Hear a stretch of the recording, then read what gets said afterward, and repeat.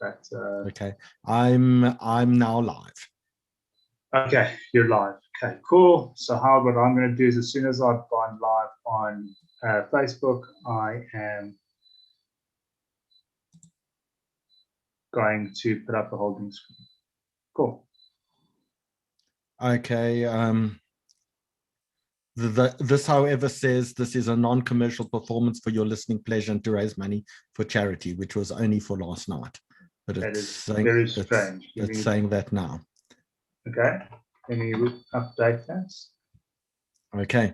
So, Dani, I can see it on my personal Facebook page. Must I check the Jewish Report's Facebook page? I haven't gone live with Jewish Report yet. Okay. Okay. Still cool. Offline. Let me.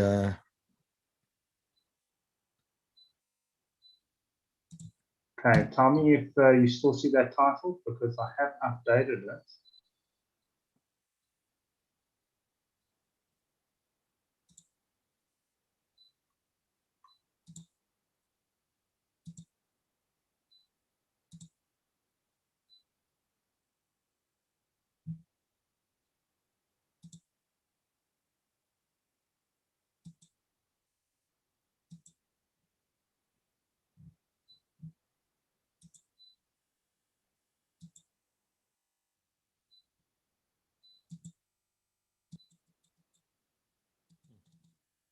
Looks like my edge has crashed.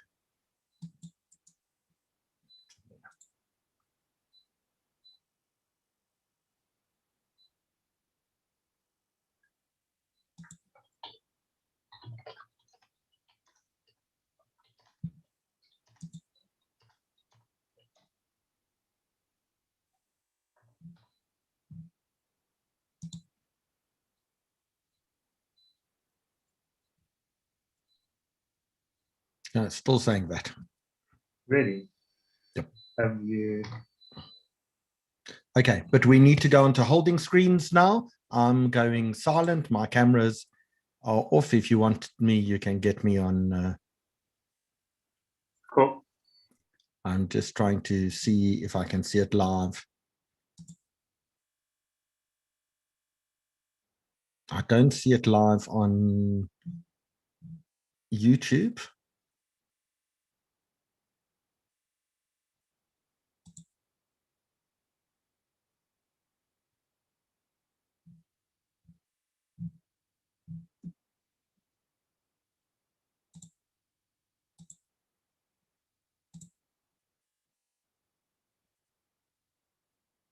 Okay, I do see it live on YouTube now.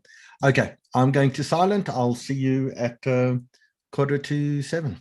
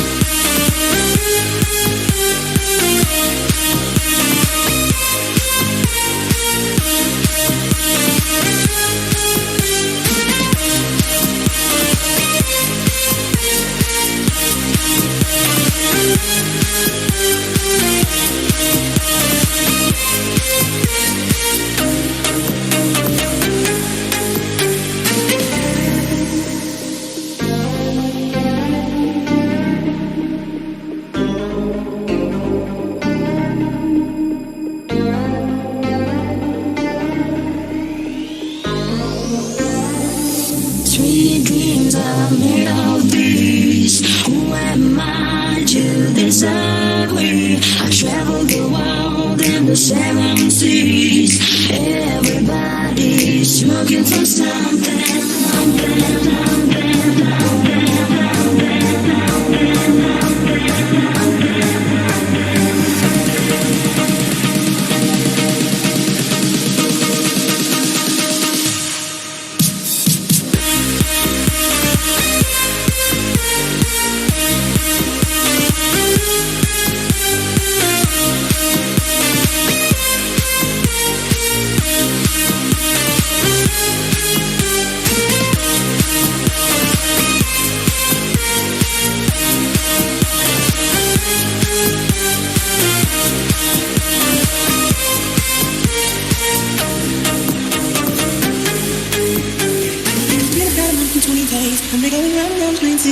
Now you say you slow me down, not right now. Then you make me walk away. But let it be, let it be, let it be known. Hold on, don't go. Touching and teasing me, telling me no. But this time I need to feel you. Ride it, I don't wanna alone. Ride it, just lose control. Ride it, catch my soul. Ride it, let me feel you. Ride it, turn the lights down low. Ride it, connect your toe. Ride it, catch my soul. Ride it, let me feel you. You know the trouble inside of me. You're acting like a diva saying you don't wanna play. It's gotta be your feisty style.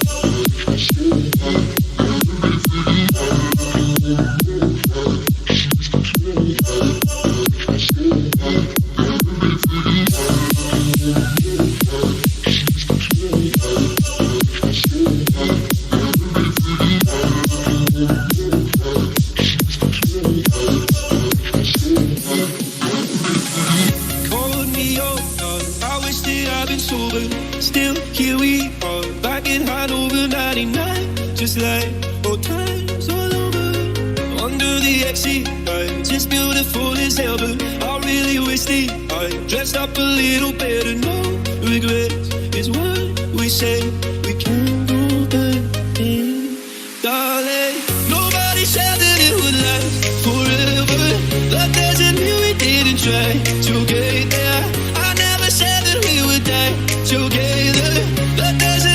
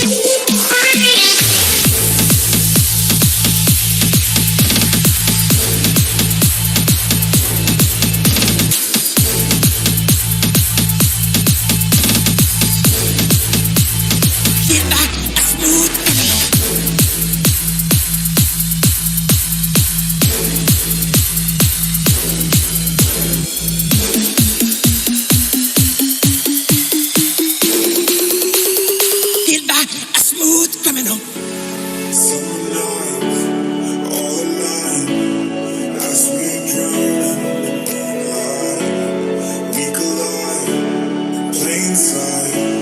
Yeah, I know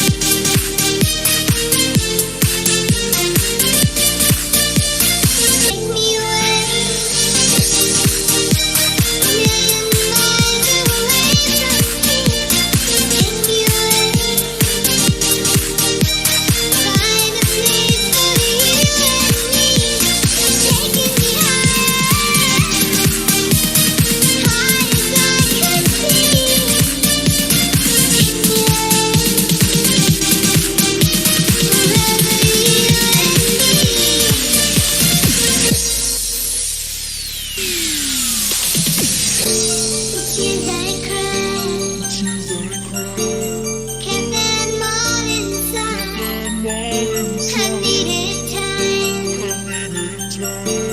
to make up my mind. To make up my mind. To make up my mind. To make up my mind. To make up my mind. Anyway, million miles away from me. Anyway.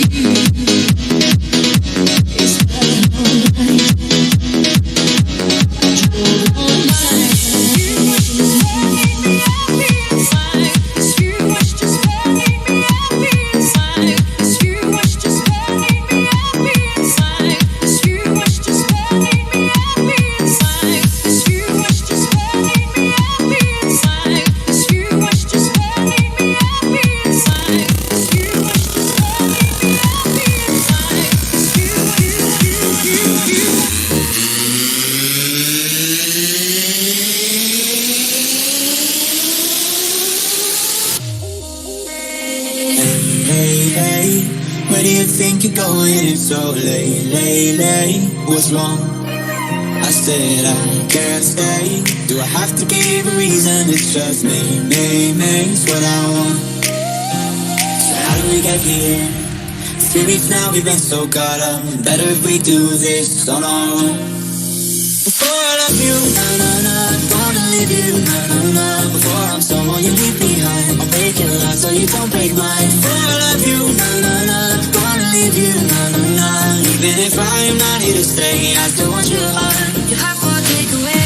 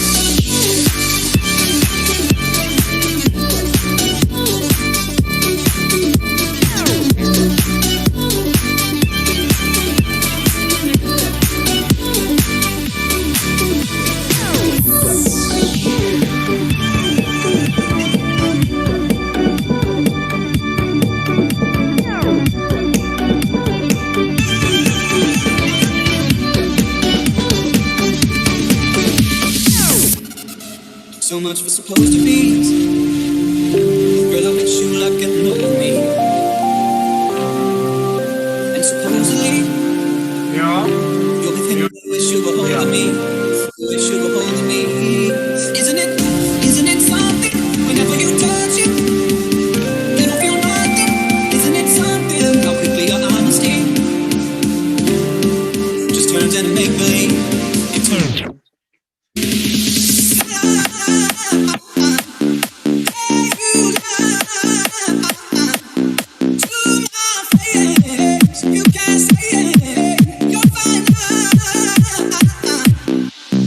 Never call again. Guess it didn't go how you imagined it. I know what it is. All the time with them you were wanting this. Yeah, you were wanting this. Isn't it something? How easy you're falling. Like he was nothing. Isn't it something? How quickly I'm meant to be. Just turned into history. They turned into history. You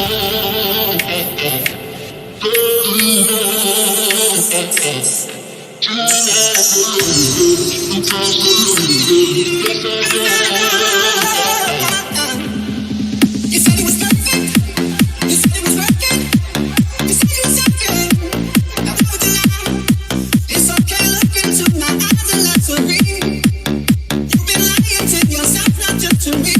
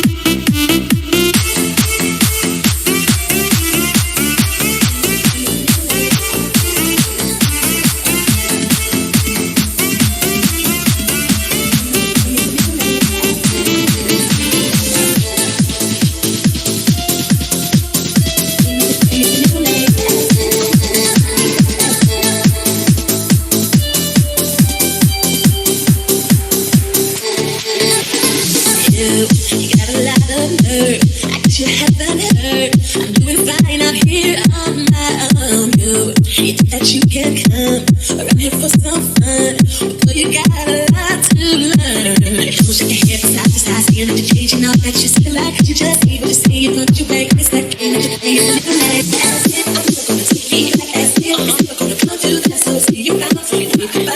You better pass me by. As if I'm gonna let you break my heart again. As if I'm gonna let your love back in my life. Yeah, not tonight. Get a grip, as if.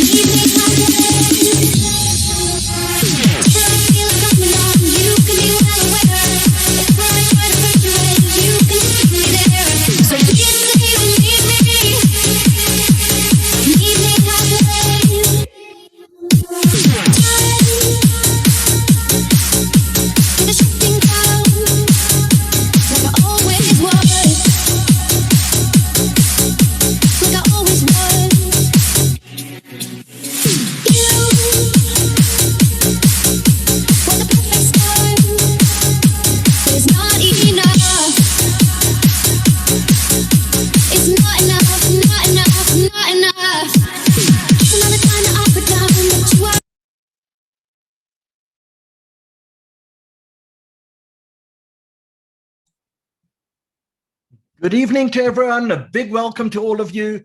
We are going to start at exactly 7 o'clock tonight, but until we do, we have an amazing array of, I would say young people, but you don't look so young to me anymore.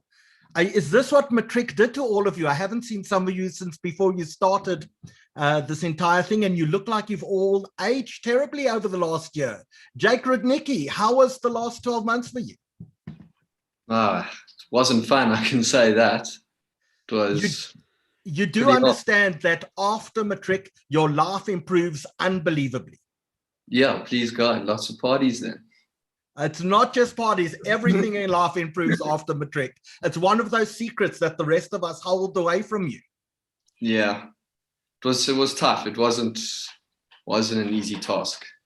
Well, I'm sure you're happy it's over. Josh Pimstein, first of all, what we have to do, Josh, is we've got lots of glare on your camera. So if you have any hand sanitizer lying around the house, take a tissue, some hand sanitizer, and let's clean that screen so we can see you. At the moment, you look like in soft focus, like in a porn movie. We better fix that now. So. Okay, let's get you back into focus. Julian Gordon, do people call you Jules or Julian? I go by Jules. Jules, where in the world are you? Still in the country in Joburg. Okay, that's a fairly good thing. It's sweltering hot outside. It was 30-something degrees today. Do you have water at home? Because I know I don't. Yes, and also have a pool, so I have been using that. Okay, I may have to come jump in your pool because I certainly can't shower at the moment. No problem. Zianda, turn on your camera. How is my favorite Goldstuck? Oh, wow. I'm quite honored to have that title. Thank you. Well, I didn't say that you don't tie for that title with other members of your family, but all those pictures behind you, are those your awards? Oh, no, I'm sitting in the big boss's chair. I'm borrowing my dad's setup for the evening. I thought your mom was the big boss. Depends. Depends which part of the house I'm in. Are you relieved that Matric is over? Absolutely. No, I can well imagine. So we should probably ask Leora Porter if she's sobered up from Thursday night. Yeah, Howie, I'm doing great.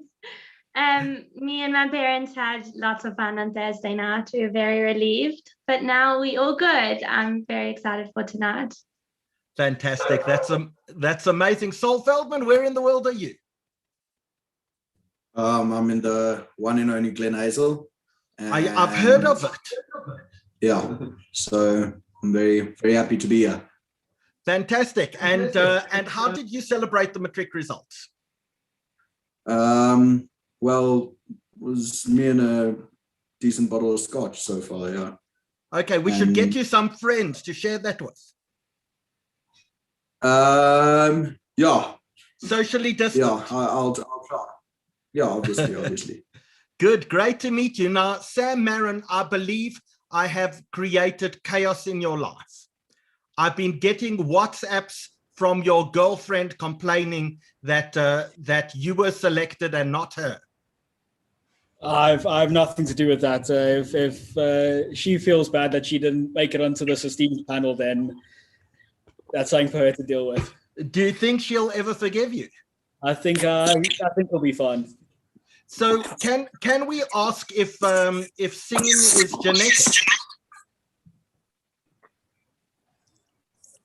Sorry, I think it was Shui screeching us a little bit over there. So I want to know, is singing talent genetic? It is, but it skipped me. Okay. But my little brother has it. Okay, as long as someone in the family has it. Yeah, there's someone to continue it. Okay. Bethia Milner, hello. How are you doing? Hello, how are you? We seem to be having a lot of Milners on our panels over the last few weeks. Yeah, you must like us, I'm sure. We clearly must like you. How did you think your mother performed the other night? Well, to be completely honest, I don't think I watched her. But no. Do you think? Because I get the live performance from home, so I get the practice runs and everything. She was on our show on that Culture Eat Strategy for Breakfast. She's a professor of industrial psychology. She was absolutely amazing. You got some big shoes to fill tonight. I do. Well, I mean, I hope I can live up to it. Do you think she's going to be watching you, or in revenge, do you think maybe she'll think, I saw the practice run? Well, I think she was watching me until I said that. I'm pretty sure I just heard a computer switch off downstairs. Yeah, there goes your pocket money. Do people still get pocket money? Can if you get pocket money still, can you raise your hand? Okay, so okay, Jules, how much pocket money is acceptable at age, what, 18, 19? Well, the thing with my parents is that they never give me like a set like amount, but as of late it's been like 1,000 rand. Okay, tell from everyone else on the panel, 1,000 rand, is that average, high, or low? Give me some sort of indication. What's the time span? Because right now I'm getting paid 1,000 rand an hour in my mind, and that's pretty good money. I presume that's a month. Shui says that's really high. Anyone else agree? Okay, is that low? Come on, I need some people alive on this panel. You have to give us some indication. For me, that's way too high. My parents are taking care of me in yeshiva. I just need like 100 rand a month to buy stuff from Shoshana's if I want. Okay, from the bakery. Okay, who is saying that? Because I can't see his Me, Shui. Shui, I can't even see you. You've disappeared somewhere into the ether. Oi. Is your camera on? My camera's on, yeah. Okay, cool. We'll track you down. Cubs, welcome. You look like, based on those headphones and that chair, it looks like you're a proper gamer. No, can't hear you speaking. Let's, have you got a microphone plugged in there? Yeah, no, you're not connected to us. I'm going to mute you and ask you to unmute and see if that works.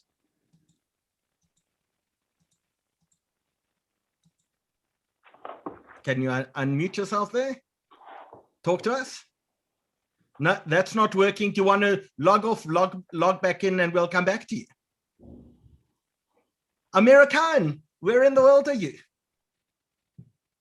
In my room in South Africa, waiting to go to Israel, unfortunately, because the borders are closed. So is there any news about what's happening? Because who here on the panel actually has a gap year planned in Israel this year? Okay, so what's happening with flights? So my brother actually is head of the MTA program, and limud flights. So you'd think I'd know and have a pretty good understanding of what's happening, but unless anyone can contact Bibi Netanyahu himself, no idea, but hopefully we'll get to go soon as the borders open. So what do you do with your days while you're waiting? Well, I'm also one of those who don't get pocket money, as in I go with whatever I need, go to my parents and ask, but it's quite hard. It's no one's for jobs, no one's looking for such short term and uncertainty of we might pick up and go in the next 3 days, we might stay here for the next month. It's pretty up and down, pretty uncertain. Yeah, that's one of the things that we've learned over the last year. We've learned with how to deal with uncertainty. So Ruby Kapelushnik, you're off a surfboard. Are you joining us from J-Bay? I am. I'm joining from J-Bay. Surf today, but we're here now. And how was the surf today? Was surf up? It was so bad. There was so much wind. We got hit in the face with the water at the surfboard a million times. So we're trying. We move. Okay, and you're there with Brad Gottschalk, although his camera's off. Brad left today. I'm driving home from the airport. I'll be there in like 5 minutes. Okay, from the airport in which city? Are you back in Johannesburg? I'm in Joburg now, and I was surfing this morning with Ruby, and I can confirm that the waves are really bad. And how, Ruby, give Brad a rating out of 10 for his surf ability. So no. For balance, I give Brad like an 8 out of 10. He's really good at standing. For paddling, like a 2. No, Howie, the thing is, you've got to understand, you should be asking me to rate Ruby. I'm about to ask you. Okay. I was the better surfer. Ruby has swimming experience, so she was better. Like, you know, swimming forward, but, you know, she fell a lot and looked very stupid a lot of the time, which I didn't, I don't think. I've got video footage showing that I look quite good. But yeah, I guess that's subjective. I think that must be very subjective, because I'm going to ask Jethro, because Jethro looks like there's a real surfer there. Hey, Jethro, what do you think? Not really in me or in Brad. No, in you. I mean, I've surfed. Look, when you got hair like that, you have to do something really cool with it. Okay. You know, I was just so like, what did you do today? Stuff. Yeah. Okay. That's very communicative. Into, animation, so Samurai Jack, if anyone remembers from the childhood. Okay. And are you animating yourself? No. Just getting into the different things like Hayao Miyazaki from Studio Ghibli and Gendy. So you're a big manga person? No. I don't know. I'm just getting into it. So, okay, cool. I'm not a professional, so I don't know.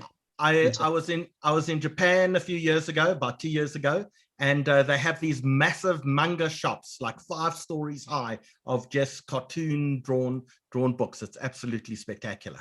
So Cubs, you're back with us. Let's see if we can actually talk to you this time. At least we hope Cubs was back with us. His camera's just gone off.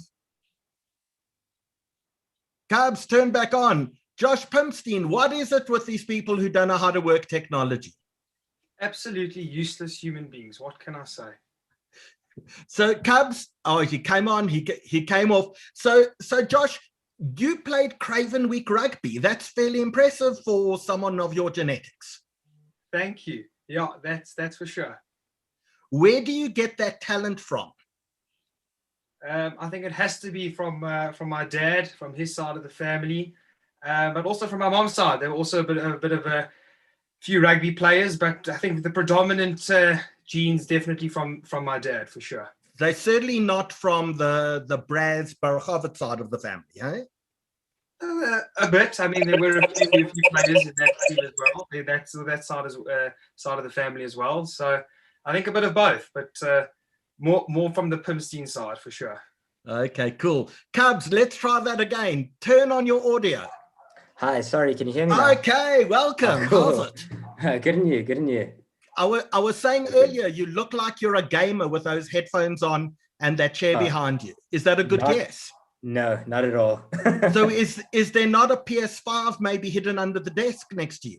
Nothing. It's just bare. Like computers and IT and gaming are just not my thing. Really? So what is your thing? Yeah. I don't know. I like sport, do a little bit of art and whatnot. But yeah, I mean, contrary to the stereotype, I don't know anything about computers. Okay. Well, you know, if we're talking about stereotypes, we're going to ask what sport is it? Cricket? Actually, funny enough, I don't even know how to score cricket. You have broken every stereotype anyone's ever had. So what's the sport of choice?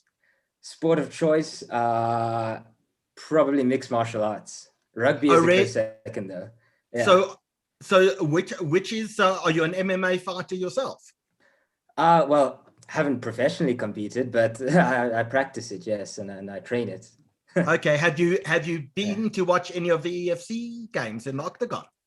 No, I haven't actually, because well, I mean, I watch them live, but I watch them online through streams and stuff on ESPN, but I don't really watch the EFC so much. It's kind of boring, if you know what I'm saying.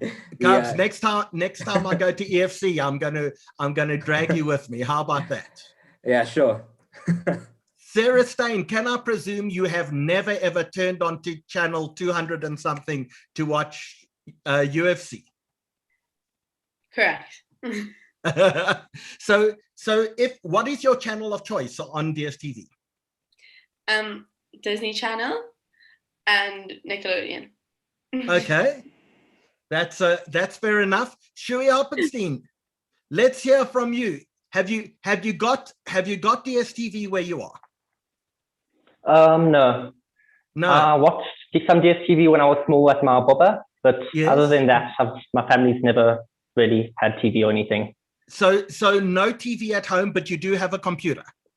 Yeah. So when we watch something, we'll watch it on Netflix or something like that. Okay. So like, give us a Netflix recommendation. Disenchantment's pretty great. It's animated, created by the creator of The Simpsons, Matt Groening, and it's a very original series. Fantastic. Well, the time, everyone, has just gone 2 minutes past 7. Welcome to everyone watching us from around the world tonight. And tonight we wanted to do something completely different and something really special. Because I imagine in every valedictory speech that you guys had, no matter what school you went to, everyone said, you are our futures. But no one actually ever bothered to ask you your opinion or what you thought about issues. They just told you, you are our future. Tonight, we actually want to delve into all of your brains. We actually want to understand what you think, not about the superficial issues. We want to know what you actually think and feel about life in its entirety. So we've gathered an amazing panel tonight. And how did all of these people get selected? Well, we went to a number of schools. We went to King David Victory Park. We went to Yeshiva College. We went to Hirsch Lions. We went to King David Linksfield. We went to Herzliya. We went to Red Hill. We said, we're not looking for your top students. We're looking for a diverse group of people with opinions.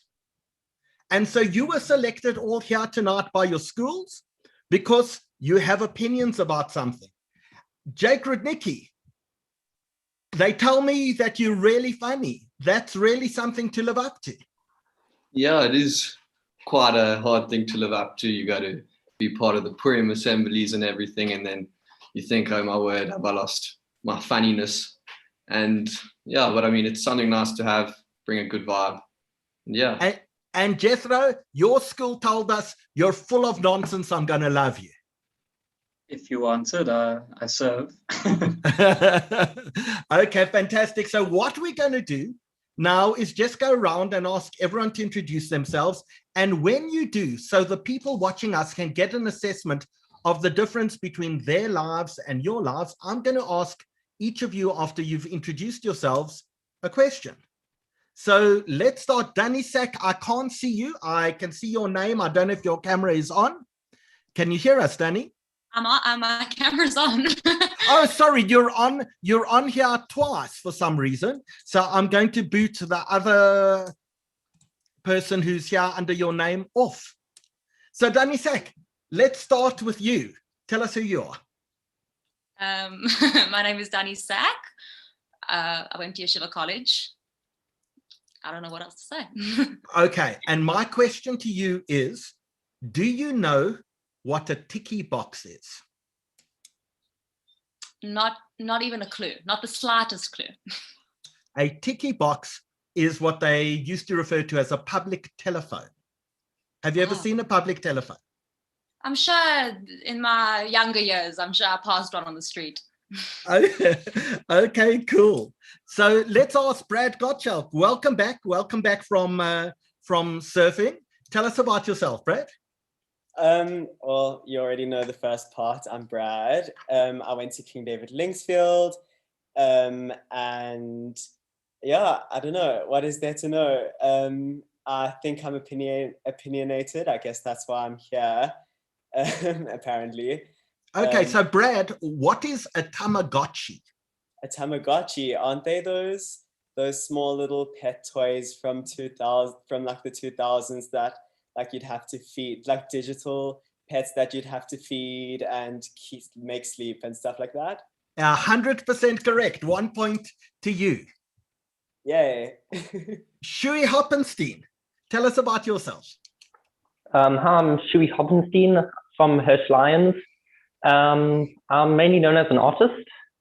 It's what I plan to be if I can make it. Maybe I'll go into animation, but otherwise I'd really like to do traditional art. Oh wow, so, how it just went out. Oh, okay, but we can still hear you. So complete this line from a song. Play us a song. You are the Piano Man. Correct. Well done, Shui. Sing us a song of a piano man. That one. That's exactly right. Josh Pimstein, who are you? So my name is Josh Pimstein, and I'm matriculated from King David High School, Linksfield. And I'm just so excited to be on such a diverse and incredible panel. So Josh, tell us something. What is a bioscope? Howie, I have absolutely no clue what that is. Your parents used to go to the bioscope, which was another word for the movies. That one I certainly have never heard of before. I had no doubt at all. Kabir Singh, welcome. Nice to see you. Thank you. Thank you. Tell us about yourself. Okay, so my name's Kabir. I came from, I just matriculated from King David Victory Park. And I mean, yeah, there's not really much to it other than that. So my question to you is, what are chappies and what were they used for? Oh, okay. So chappies were those little bubblegum squares, right? And like if you opened them up, you had like these fun little facts inside. And I'm not really sure what they were used for. I actually heard that before they had 1 cent coins, that they used to use chappies as like something below the 1 cent, back when the rand still had value. That is correct. When you'd go to your local cafe, they would give you change, even if it was 5 cents, but they'd give you change in chappies. Yeah. So, Cubs, you've been brought up well. They're well done. Ruby Kapelushnik, who are you? I'm Ruby Kapelushnik. I also matriculated from King David Victory Park with Kabir. I don't know what I would say about myself. Probably like love art, love adventure and traveling. Yeah, that's about it. Okay, so Rubes, what was the biggest social media site before Facebook? Before Facebook? I don't know, but I just remember BBM being so big, and I never took part in it. It always like hurt my pride a little bit. So you were never on MySpace? No, I don't even know. No, never. Okay, not a problem. Sol Feldman, let's come to you. Tell us about yourself. I'm Sol Feldman. I'm matriculated from Yeshiva College, 6'3", and I'm not sure what else you want to know. Well, I want to know, what is a Betamax? I know, I like you. Generally, I know things, but I have no idea. A Betamax is a video cassette tape. Before VHS, there was Betamax. It was made by Sony. Okay. You know, the reason why we're asking that question, because many of the people watching this are going to be amazed at the fact that there really is a gap in knowledge between different generations. So Sarah Stein, tell us about yourself. Hi, I'm Sarah Stein. I just matriculated from Herzliya. I don't know how to introduce myself. I love a lot of things. Too many to choose, and that's actually quite overwhelming. So complete this line from a song. Okay. It's been a hard day's work, and I've been working like a dog. Correct. You've been brought up culturally appropriately. Thank you. Amira Cohen, who are you? I'm Amira Cohen. Went to school at Yeshiva College and matriculated, obviously there. I'd say that I love to write. Yeah, I'd say that. And also I'm an activist. I'm opinionated, which is also why I'm here. Yeah. Okay, so your question is to complete this line from a movie. Nobody puts baby in a? I have no idea. No idea. Nobody puts baby in a corner is the answer. Leora Porter, introduce yourself, please. Hi, I'm Leora Porter, but everyone calls me Lolo. So Howie, please just call me Lolo. I matriculated from King David Linksfield last year. And I would say I love music. I've been playing the piano for most of my life. And I also, which is very typical because of my dad, but I also love running. Yeah, that's me. Okay, so tell us, who did Janusz Waller's kill? I have absolutely no idea who that is or what the answer is, must be honest. He was the assassin of Chris Harney. Sam Maron, let's see if you can do better. Who are you? I'm Samuel Maron. I'm matriculated from King David Linksfield, and I'm actually a twin. So that's something about me. Male, female, identical, non-identical twin? Male, fraternal, so non-identical. Okay, so between the two of you, answer the following question. What is a nomer asseblief? I'm going to say a phone book. It's close. It is when people would pick up a phone in the old days, and before dialing, someone would actually answer on the other side. You'd go like this, and they would say nomer asseblief, and you would tell the number you wanted to dial. You didn't dial it yourself, and they put you through. Fine. Okay, Bethia Milner, who are you? Hello, I'm Bethia Milner from King David Victory Park, and I plan on going to Wits this year, and that's me. Cool. And so tell us one thing. In which homeland was Sun City? In which homeland was Sun City? Oh, no. My geography, I've got many weaknesses, and geography is definitely one of them. So Bophuthatswana would not be your answer. That would have been my guess, actually, because that's the one I know. But yeah. Okay, cool. Jethro, tell us about yourself. I'm Jethro Klitzner. I'm matriculated from Herzliya. Yeah, I like music. I like other stuff too. Can't really think of them now. I see it, I like it, I like it. Okay, so if you like music, tell us, what is a Walkman? It's well, I want one. I'm pretty sure I want one. It's like a iPod but with CDs. That one, or tapes. Generally with tapes, but absolutely correct. Zianda Goldstuck, who are you? Well, seeing as you've just given my name, I'll just say that I matriculated at Red Hill. I've got 7 pets, love them all. I play chess, and I'm planning on studying law. Okay, so can you tell us what a farthing is? I think my parents will be very disappointed when I say that I have absolutely no clue. A farthing was a coin that maybe your parents or their parents actually used when we still had pence, farthings, and tickies. Okay, we'll try. Julian Gordon, introduce yourself, please. Hi, everyone. I'm It's Julian. very interesting.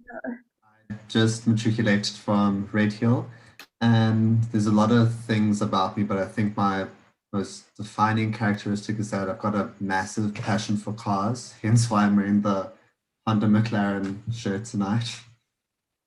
So did you watch Jewish Achiever Awards when we gave an award this year to Jody Schechter? I actually did not. I heard about it, but I did not watch it. Okay, so your question is, who was Eugene Terreblanche? Eugene Terreblanche? I have no idea. He was the leader of the very right-wing Afrikaner Weerstandsbeweging. Interesting. He also had green underwear with holes in, according to one of the journalists who had an affair with him. And finally, Jade Rudnicki. Welcome. I'm Jake Rudnicki. I'm matriculated from King David Linksfield. Always down for a jawl. Probably come across as a typical Joburg Boot. And yeah. So Boot, complete the line. Blue suede. Shoes, Boot. Yeah, exactly, Boot. You got it right.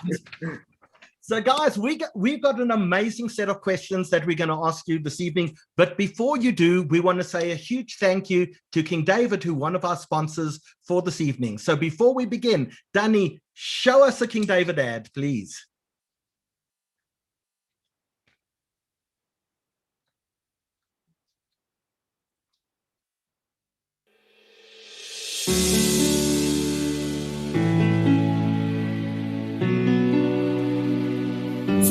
nearly 7 decades, King David schools have been the cornerstone of this community, providing a world-class general and Jewish education under the auspices of the South African Board of Jewish Education.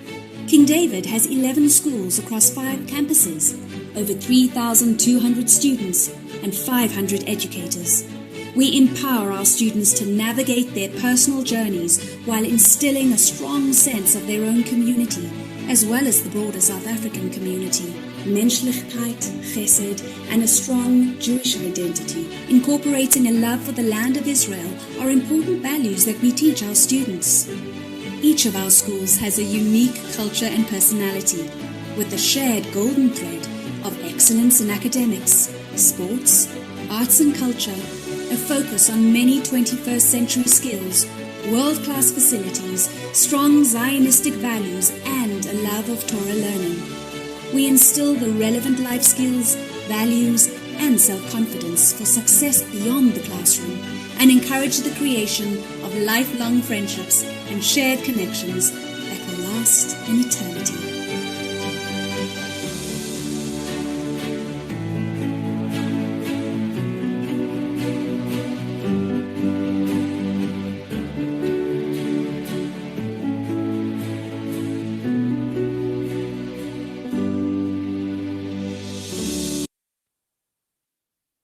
Thanks, Dani. And with that, let us begin with some really interesting questions. So, Sol Feldman, what keeps you awake at night? Generally, I sleep very soundly, but sometimes just the pressure of modern day life, really, and that lasts about 3 minutes, and then I'm out. So, okay, so. Yeah. More than metaphorically, what keeps people awake at night? Let's ask Bethia Milner, what are your concerns? What keeps you awake at night? Well, recently it's been the mosquitoes, but other than that, I think getting matric results has really helped smooth things over. But yeah, I think there's a lot of, everybody has their stresses, and at night it's when your mind kind of wanders, you begin to overthink everything.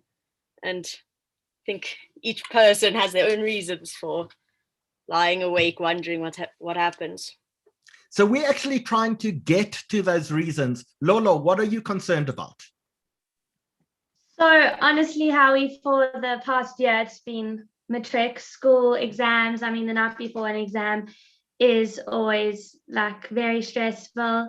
I would say now, like, quite happy that there's like we've gotten our results. And in terms of like things in general, I would say embarrassing moments definitely like keep me up. Like I go to bed, I'm like, oh, can't believe I said that. No, like, you know, but it's definitely been matric for a long time, but that's done now, which is so nice. So if I had asked our wider audience what the younger generation would be worried about, almost everyone watching would have told us that climate change would be a big issue in their life. Now tell us honestly, show with hands, is climate change a big issue or not so important in your life?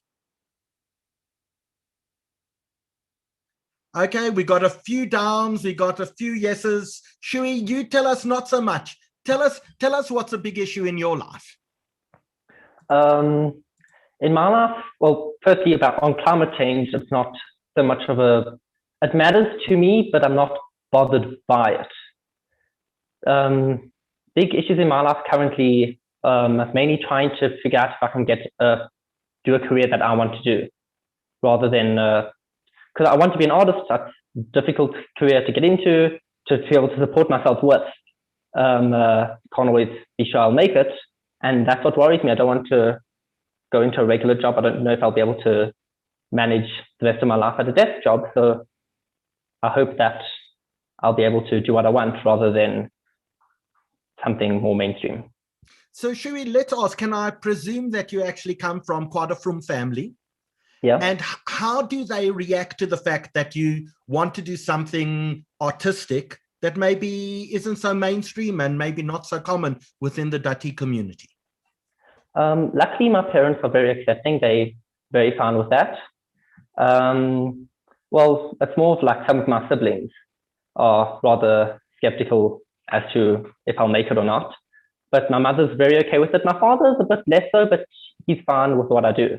And I'm very grateful that I have them there to support me. You mentioned siblings. How many of you in the family? There's 6 of us. I'm one of 6. I'm the second youngest. Yeah.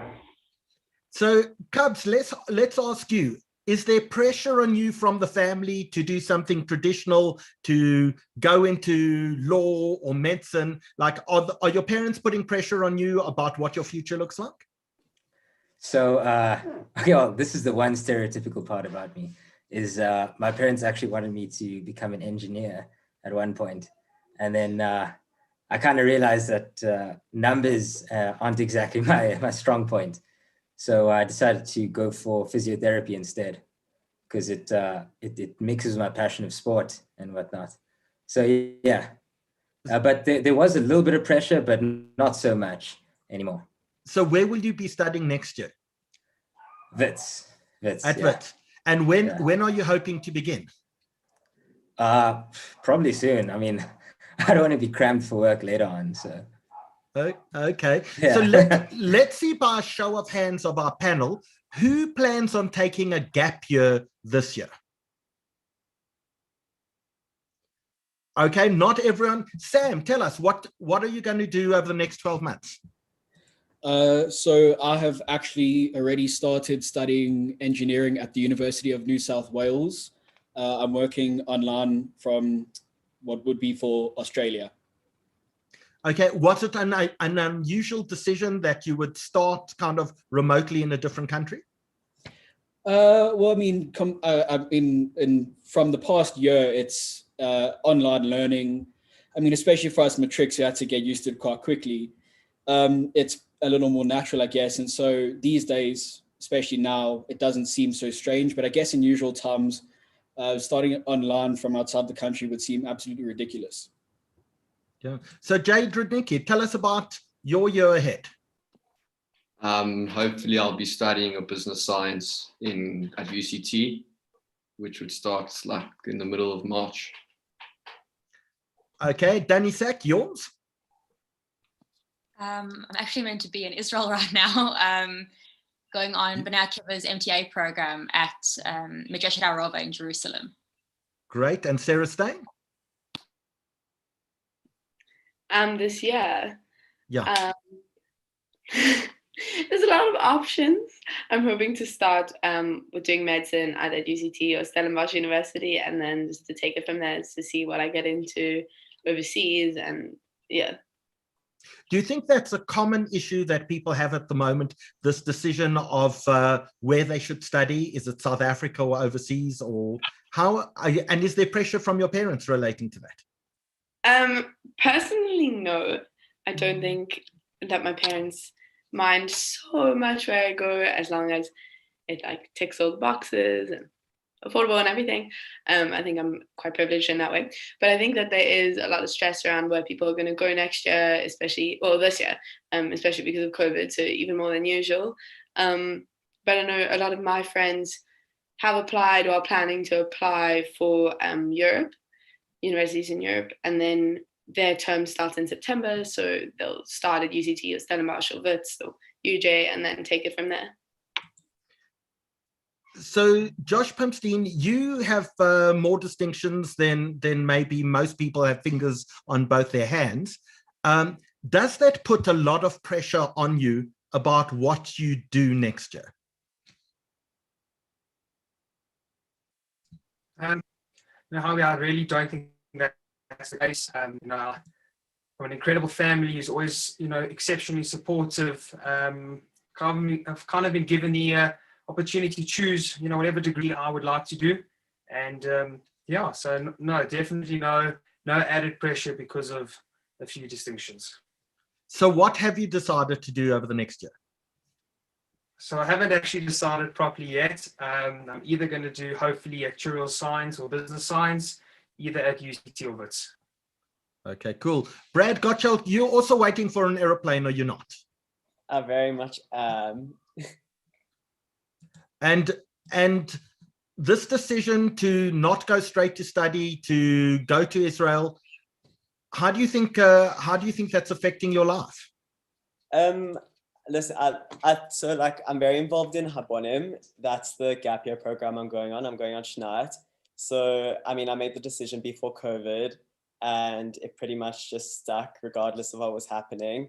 It is quite hard now, not getting into the country, but I think in a lot of people's as my age I've seen have rather not wanted to take a gap year and rather gone into something like university, which seems much more stable. Whereas in my mind, you know, why would you want to do your first year online when you can take a year off and in my case, go to Israel, guaranteed get the vaccine, you know, have leeway, learn a bit, and then come back and hopefully things are a bit better.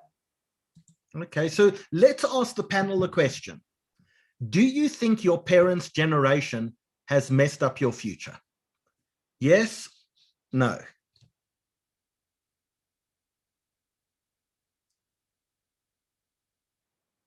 Okay, Zianda, you say yes. Tell us why you say yes. Well, I'm sure I'm going to get a lot of backlash for this, but a lot of the environmental damage that we're currently facing comes from our parents' generation. If we look at what happened in America, a lot of people who voted for someone who caused a lot of division amongst various communities and amongst the entire population of America was largely voted for by people of my parents' generation. So I think there's some things that they've messed up. I won't blame them for everything that's going wrong, though. Okay. I saw, Jethro, you were going like this. Tell us why you were undecided. Because I kind of did, but I mean, we can still fix it, so.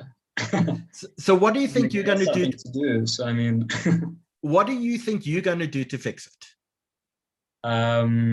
Well, I'm still deciding between doing a PPE degree or civil engineering at UCT. And you know, say I do civil engineering, I can go into the innovation sector in the world and, you know, do various things, say, regarding climate change and stuff like that. Campaign, you know, do activist things. I don't know. I'll see as opportunities come. Okay, so can I just give advice, because a lot of people are messaging me about the views, whether we're seeing speaker view or gallery view. You can control this yourself. If you go to the top right-hand corner, you'll see there's a button called view, and there's speaker view or gallery view or full screen. Anyone watching this can control themselves of exactly what they're seeing. I'm controlling a default view, but you can change that default view at any point in time. So I hope that answers some of the questions that are coming in at the moment. Ruby Kapelushnik, do you think your parents messed up your future? I think maybe my personal future, probably not. But maybe the future of like my children and, you know, more future generations. I don't think that, like, especially with climate change, I think if I live my life, just keep going the way it is, and then until I die, let's say I died at 80, probably not. But my children and future generations, yeah, like within climate change, yes.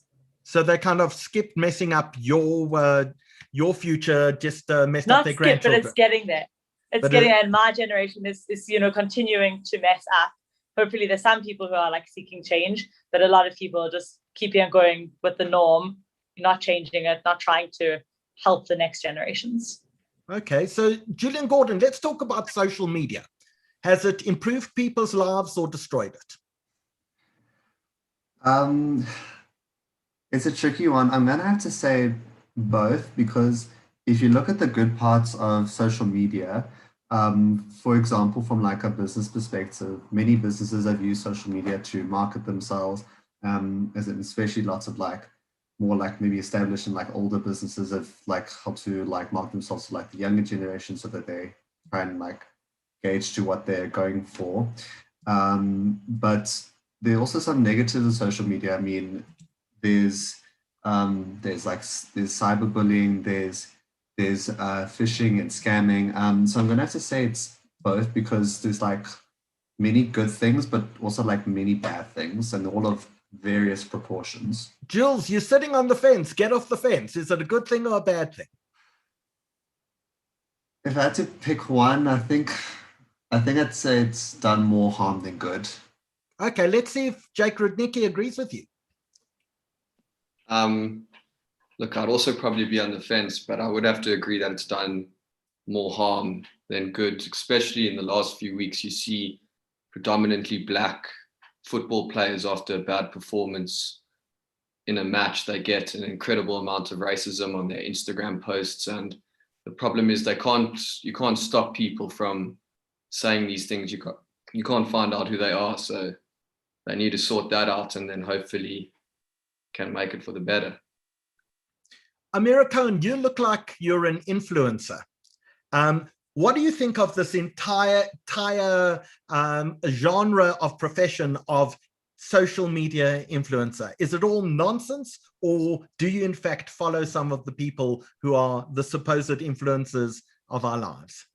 I definitely follow some, whether it's like lifestyle influencers, fashion influencers. I think everyone does. You know, that's what social media has come to. I find a lot of people are displaying their lives for everyone to see, which is a good thing and a bad thing.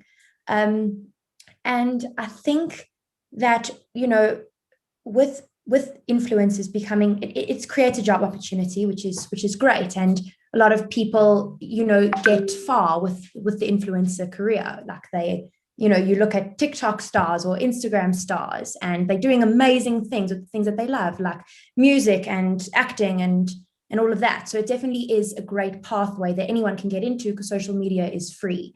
But with a lot of following comes a lot of responsibility, and a lot of people don't really take that on the chin. One thing that really bothers me is when influencers come out and say that they didn't sign up to be a role model. And when you sign up for that career, when you sign up to be an influencer, I think that maybe you didn't sign up to be a role model, but you are indefinitely, you are one, regardless of whether you chose to be one or not. So let's actually ask the question, because the Kardashians is coming to an end. Good thing or bad thing, or don't care? Good things. Everyone seems. Sarah, you're the one who's not so sure that the Kardashians coming to an end is a bad thing. Tell us why. I never really got into it or was very devoted to any of them. Sorry if you can hear my dog barking. I think that they'll still be famous. They'll still be influencers. They'll still perpetuate their ideas, and everyone will follow them. It's just that there's not going to be something live. Okay.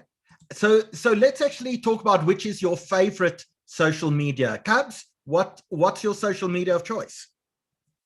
That would have to be Instagram, because I think it's just because it's so large, especially amongst our generation. I just think it's a great platform in which you can get so many different sides of the story. So I live by a philosophy in which I say that I try to surround myself with people that I disagree with, to really test the values and really see where the true moderate stance is on things. And I feel with the base as broad as Instagram, I think it's a really good platform to try and find that moderate ground between things like political issues and issues in sport and issues in culture and whatnot. So if we want to follow you on Instagram, what's your handle? Okay. It's my name, but pronunciation might mess it up a bit, but here it is, Santosh Kabir Singh. I'll change my name on the Zoom call so you can see it. Okay, cool. Josh Pimstein, are you a social media person? I think I am, but definitely not the biggest. But I am on social media. Yes. And your social media of choice? I think it has to be Instagram, which I think is the most current, used the most in terms of the younger generation, but also Facebook and Twitter, definitely.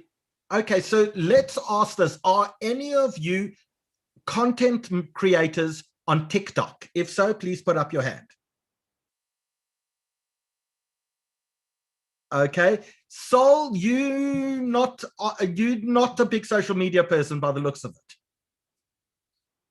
No. I generally prefer face-to-face interactions with people who I can see. Okay, so let's ask Jethro. Is social media a little passé at the moment? It's not my favorite thing. I prefer YouTube. I find the longer format videos what it used to be. With YouTube restrictions, it gets a bit controversial sometimes, but I find the longer formats with lectures that are being uploaded by professors from around the world from different universities, it really allows people to fully develop their ideas with proper points, and I just find this more interesting. Okay, Shui, are you on any social media? Yes, I'm on quite a few. I'm religious, but I'm not like no phones religious. So yeah, I'm on multiple social media. So if we want to follow you, where do we look? Instagram at Shui Hoppy, just like my name's written here, except, well, what is my name written here?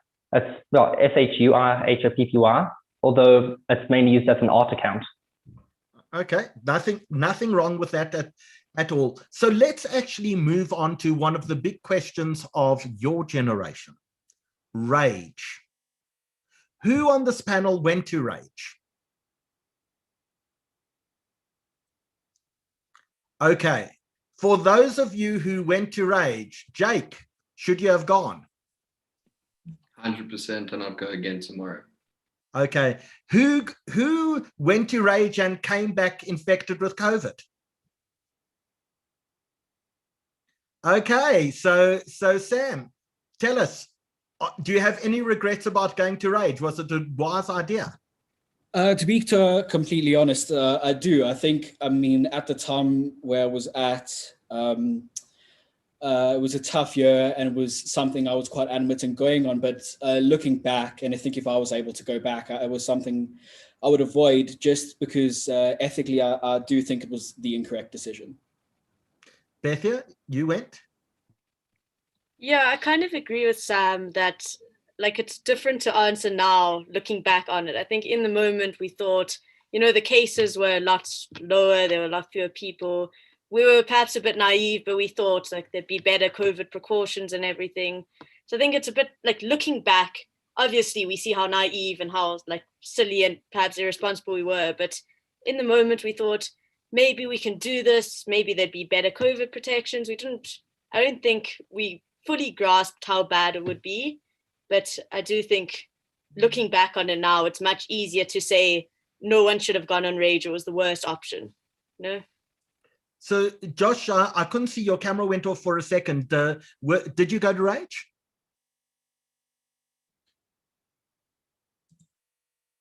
Josh keeps on cutting, unfortunately.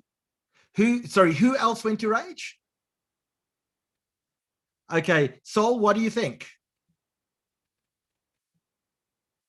I think it's quite a. I do have to agree with both Jake and Leora. I think that I probably look for myself personally. I don't think it was the complete incorrect decision because I did it responsibly.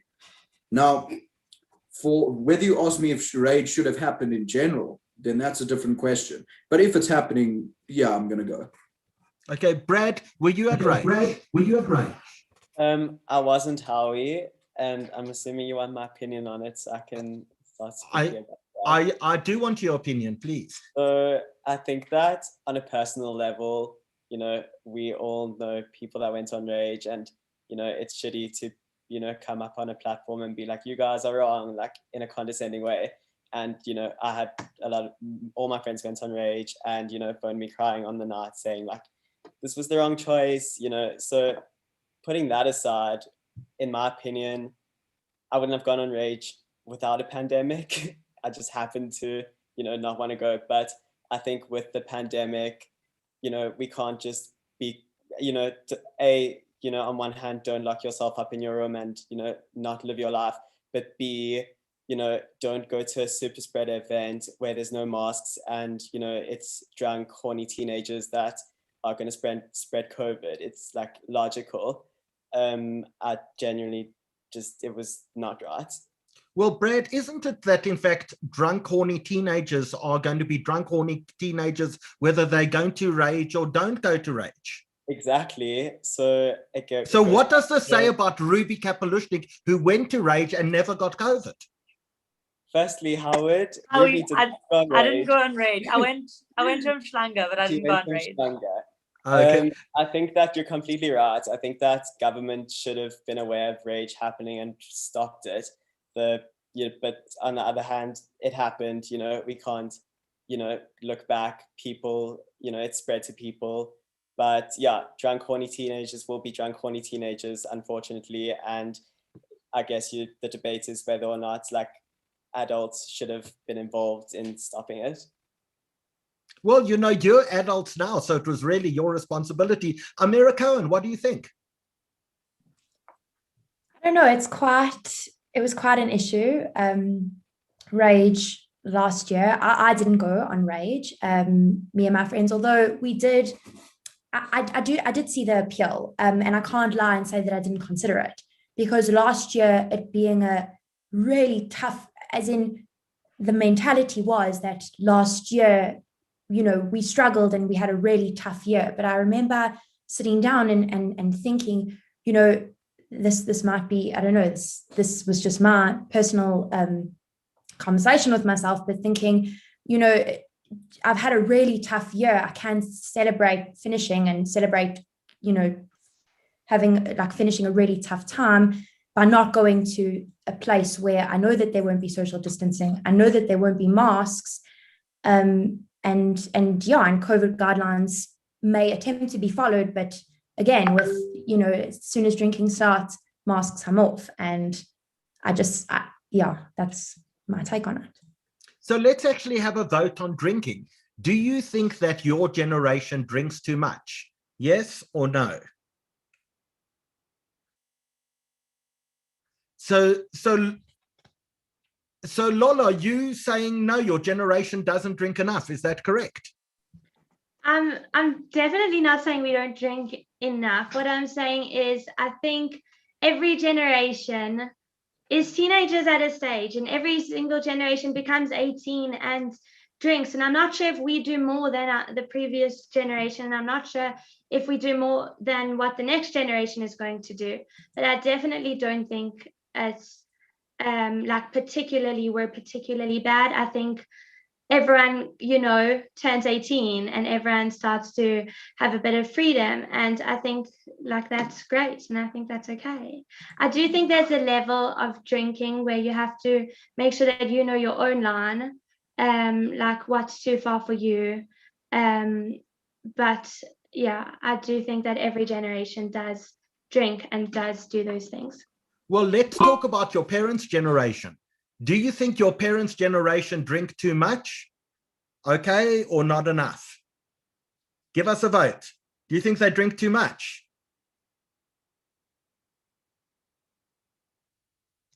So,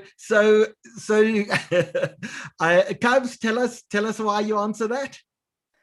I don't know if it's just within my family or my community, but I know my dad, he has a separate fridge outside just for the beer and separate cabinets inside just for the whiskey. So I think sometimes it may be a little bit too much. Can you send us the address? We'll be there a little later. Actually, during lockdown, when the alcohol ban was introduced, a lot of relatives who I've never spoken to in years just started messaging me. So Shui, within the From community, we've got Purim coming up this week. It's one of those festivals where we religiously commanded to get so drunk we can't tell the difference between the good guys and the bad guys in the story. What do you think about drinking within the From community? I think drinking in general is a very dumb idea, and there's no better way to get people you respect to lose respect for you than for them to see you drunk. That said, I've go to plenty of parties where there's people drunk. Plenty of my friends get drunk. Most people I know can control how much they drink, but I think drinking to the point of losing control of yourself is always too much. And I think every generation that applies to. Okay, so let's while we're on alcohol, let's actually talk about drugs. Weed is now legal. who's okay with it or thinks it's a really bad idea that weed is legal? Josh, I'm not seeing you. You halfway. Lolo, which way are you voting? Halfway, Jules? Okay, so Jules, tell us about weed. Why do you think it's a good idea? I've always been of the mindset, and it's always something like I've like learned as growing up, is that when you have a community or a nation and you have a substance or a right or something, the more you try to ban it, the more there's going to be resistance to unban it, and the more that what, like, for example, government is going to try to ban it, the more it's just going to happen underground, for example. So I think that it's just better. I think that it's just like gives like South Africans a bit more freedom. That's really, yeah, that's what I think of it mostly. Okay, Josh Pimstein, though, you had a different perspective. You were kind of halfway. Yeah, I mean, Howie, I think that the reason why I was halfway is the worrying thing is what weed leads to. And, you know, I think very often weed is step one to, you know, things that is definitely not great. And however, if it's done in a controlled way, I think it's all right. But as soon as it goes overboard and when it starts leading to other things and people wanting to experiment with, you know, harder and stronger drugs, then I think it kind of becomes a real problem. So now, if you went out, had some weed to smoke, would you tell your parents, Lola? So I tell my parents everything. I have no, I hide nothing. I'd rather tell my parents if I was doing something, then they know, and God forbid something would go wrong, then they're your biggest fans. They're out there to look after you. And so I definitely would tell my parents. I think it's important. Yeah. Jake, what do you think? Would you tell your folks? My dream is to actually smoke with my mom.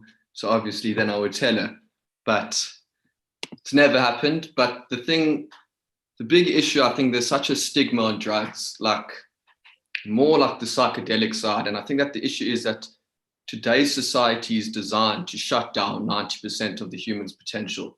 And I don't understand why it's the case that society is afraid of realizing human potential. And what it comes down to is that our society is made up of like meat robots who are able to perform daily tasks without any trouble, which could be very useful for small interest groups, but it's very damaging to the rest of humanity, because once we realize our potential, there's no need to be led by other people. And this is a revelation that comes with working with psychedelics like psilocybin and DMT. And once we wake up and start asking questions about the nature of reality, these people in power already feel diminished. And this is why there's such a vigor on the war of drugs. And therefore, no one's able to be sovereign over their own consciousness. And anyone who has questioned the nature of things as a result of psychedelics is seen as a danger to the status quo, because if the police bust into this room now and I've got psychedelics here, straight to jail I go. And like, how dare a guy in a suit who sits in government tell me what to do with my own consciousness, while at the same time he glorifies and glamorizes the use of alcohol, which anyone with half a brain cell knows is probably one of the most dangerous drugs in the world, whether it's cirrhosis of the liver or, you know, like violence. And the thing with psychedelics is it reconnects us to the spirit. And that's exactly what I think today's society lacks, is the lack of spirit. And this is why people inflict so much pain on one another without even thinking about it. And if we have this reconnection of spirit, it gets rid of all the trivial like shit, like the color of our skin, our religion, and it bears the human soul and puts us in the bracket of just being a human family.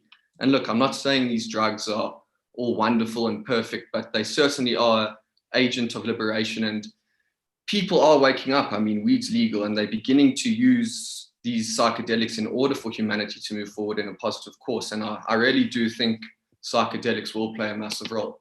So Jake, I presume from your answer that you're microdosing shrooms a little earlier today, but more importantly, I want to actually understand, why have you not smoked weed with your mother? I have to bring Lindy into the room and ask her. Have you suggested it to her? I've said it as a passing joke. I just don't think it's a cool experience. I don't know, mom and son. Okay, I mean, Sam, you were busy laughing at Jake there. Have you ever gone to your parents and told them you want to smoke weed with them? I've never told them I want to smoke weed with them, no. Okay. Do you think that's anything that you would ever consider going to discuss with them? I'd consider it. I find myself quite open to many things, but right now, not really.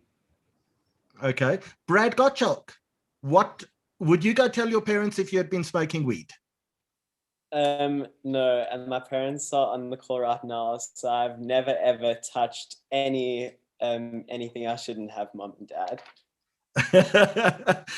Sarah Stein, you busy laughing at that, as is Dani Sack. So Dani Sack, let's talk about MDMA. How big an issue is MDMA within your friendship group? Well, I associate myself with people who are very much like me, which means goody two-shoes. Not many of us, and I don't think any of us have ever touched any drugs of any sort. So it's not a huge issue within my friend group particularly. Okay, well, Jethro, Cape Town may have a very different attitude on that. What do you think of people's view on E in Cape Town? Well, psychedelics and party drugs. I mean, it depends. I mean, there's some really crazy laced chemical drugs coming over the internet that I think are ridiculous from what I've heard. But I mean, Jake, I don't know if you listen to Graham Hancock or Stamets regarding like the hallucinogenics. I think it's an interesting field that the science should go study. Seems to have some profound impact in some psychology studies. And I'm not going to go do it right now. My parents are also on the call. I also haven't done hallucinogenics. And I don't know, I'll see what the science literature says. Should we ask anyone on the call, have any of you gone to your parents to say, hey, I took E at a party, or I smoked weed? Or is that an unfair question? Okay, Rubes, you've done that? My parents, hi parents, they're on the call. My whole family's on the call. Jake, Rudnicki, they approve. They're very chilled. I think they think moderation is good. So I would feel totally comfortable telling them anything, just kind of being open with them. I think it's so important to do everything in a safe way with your parents, with them knowing, with you knowing, just having that really open relationship. So yeah, I think I would like to be open with them. I have told them before if I've any situation with weed or anything, not ecstasy, never done that. Just weed. Okay, cool. So let's move on to a slightly different topic. Let's talk about, if you had a choice between your own bathroom, or faster internet, would you rather have your own bathroom or faster internet? Faster internet seems to be winning. Your own bathroom, Jake, Shui. So, Rubes, your own bathroom. But it seems to be the majority of people would prefer faster internet to their own bathroom. Bethia, you have a father who's quite famous as an investment guy. What is more important, money or happiness? Sure, I think it's quite hard to answer that so simplistically. I think it's very easy to come here and say just happiness, I value happiness much more. I think recognizing that we're in a world where you have to have money to buy security, to buy safety, to buy basic necessities. I think often in our society they go hand in hand, but I think I'd like to say happiness, but it's difficult in the modern world to have one without the other. Josh, what do you think? Howie, I think ultimately money does not equal happiness, and I think happiness comes from many different things. Very often that you actually can't put a monetary value to. However, I do think that money is a very important thing in people's lives, and I think without a sufficient amount of money, as Bethia said, to support a family, to send your children to a Jewish school, I think will definitely be hard and will definitely lead to a little bit of unhappiness, definitely. Okay, Z, do you have a different view on that? I tend to agree that it's with Bethia that it's very easy to say that happiness is the most important, but to a certain extent, money is required for basic needs, to buy food, to have some sort of accommodation where you have a roof over your head, electricity, safe drinking water. So I also tend to agree with that. Okay. I want to turn for a moment to your schooling, because many of you here, and I'm going to exclude maybe one or two people from this, but many of you here went to predominantly white schools. Kaz, I'm going to exclude you from this question, but I'm going to come back to ask you, do you think you're at a distinct disadvantage to being at a predominantly white school? Because you come out, and I want to know from you, like, were you at a disadvantage, and do you have genuine friends of color? Jake? Look, I do think the whole issue with being at schools predominantly white is that you do form this community bubble, and now after school, you don't know how to act. And look, it is like on Rage. I can tell you, I met plenty of people of color, and we actually became very close. A lot of my friends can vouch for me with that, but it's very hard, especially at schools of predominantly white students, to become friends with people of color. But I think there's lots of programs like JJC that really helps people interact with diverse cultures, and yeah. Okay, Sol, do you have any friends of color? Well, I don't think it's particularly due to my school. It's rather due to my community and the people I surround myself with. I generally tend to surround myself with, I am quite a religious person, and I generally do tend to surround myself with other religious people, or at least people who are proud of their Judaism. So simply by the nature of that, it is a predominantly white group of people I'm with, not because of anything else. And I don't think it's really fair to blame the schools in any ways. I'm not saying that you are, by the way, but I do hear that sometimes. It's not because we don't want people of color. It's simply because there aren't that many people of color that are Jewish. But no, I haven't really left the bubble at all in my life. So I don't really have many friends of color at all. Thank you. Amira, what about you? I was lucky enough to be a part of the Johannesburg Junior City Council, and that really opened my bubble. I'd say I agree with Sol in saying that, this Jewish community, it's an ethnic group. It's not a racial group. There's no problem with race. It's more about surrounding yourself with Judaism and people who are Jewish, and that becomes your bubble, that becomes your group. But that bubble was popped for me when I was a part of JJC. I do have friends of color. And in my home life, color was never at home. I can only speak for myself, but color and race was never an issue for me, never a divide for me. I remember, my mom used to buy, when I was younger, she used to buy all different color flashes in from different crayon boxes, because she wanted me to know that there wasn't just one type of flash. There wasn't. I really believe that it's not. Again, it's not a divide thing. It's more of an ethnic group. So, Shui, people keep on talking about their bubble, but the bubble that you come out of, you went to Hirsch Lions, isn't just a racial bubble. It's a very non-from bubble. Do you have friends who are not from? Yeah, I've got plenty. Primarily my friends are just as religious as I am, but I do have plenty of irreligious friends, non-Jewish friends as well. Yeah, it's never stopped me making friends with other people. Yeah. So Cubs, I want to come to you because you are clearly darker in melatonin than some of the other people on this panel, but you landed up at a predominantly Jewish school. How did that happen?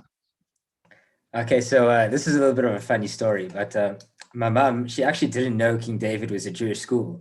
She was just driving past and she's like, oh, there's a nice school. So she drove in and picked up a pamphlet or whatever and like came back home. And only about a week or two, I think a few weeks before I actually joined the school, she got called in to speak with the rabbi and whatnot. And the rabbi explained that it's actually a Jewish school and whatnot. And then my mom was perfectly okay with it. And she encouraged me to kind of find a new group because funny enough, before that, I was in grade 1, I was at Northwest Christian School, right, which is a devout Christian school. And then I went for grade 2 and 3, I was in Greenside. So it was basically all my friends there were Muslim. And then I went to King David and everyone was Jewish. So I think my parents, they wanted me to get a sort of life of pi-esque, excuse the stereotype, but life of pi-esque view of things and to really experience other religions and other cultures. So what was it like being a kid of color at King David? So I know when I first joined, it was a little bit of a surprise to a lot of people because I mean, like there was no one else there. It was just like everyone was white. But most of the time, like my color never really came into anything. It was mostly just, it was basically just like a regular school, except I got to learn Hebrew and learn Jewish studies. And I was actually really intrigued by these things. So it is great because I got to look into another culture and really see. And again, like people like Amira and Sol said, it's not a matter of race. It's more a matter of just the majority of the South African Jewish population happens to be white. But since I've been in King David, I've seen there's a few more people of color coming in. And I think it's great, but I completely understand that it is a Jewish school, and honestly, my race was never an issue, and I felt like completely like any other student. Were you brought up with a religion yourself? I was actually born a Hindu, but yeah. Would you invite people over to celebrate Diwali or Holi or something like that? Yeah, so for most of the Indian holidays, I ended up traveling to family, so I didn't really get the chance to kind of show my side of culture. But then again, I really wasn't very religious as a Hindu before I never used to be a devout Hindu or a staunch. I find too many people become so staunch in religion that they don't interact with others and they don't try and see other people's religions. And so, I wasn't very staunch into Hinduism. Obviously, I am a Hindu, but I was never very religious. So the transition into the King David culture was just seamless. So I want to actually delve into the issue of race a little more. If you guys brought home a boyfriend or girlfriend of a different religion, would your parents be accepting or not accepting?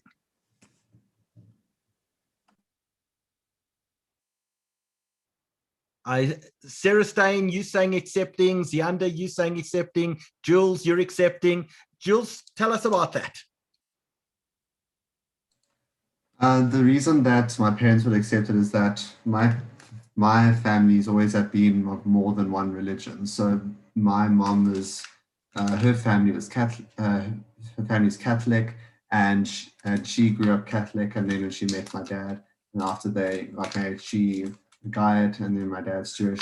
So, and then I've also been involved, or just been sort of like surrounded by many people who are just follow so many different religions. My parents have never said you will marry a nice Jewish girl or you will find a nice Jewish guy, kind of a thing. It's always my parents are very open-minded that way, basically. Zianda, I say you also did a thumbs up. Tell us about that.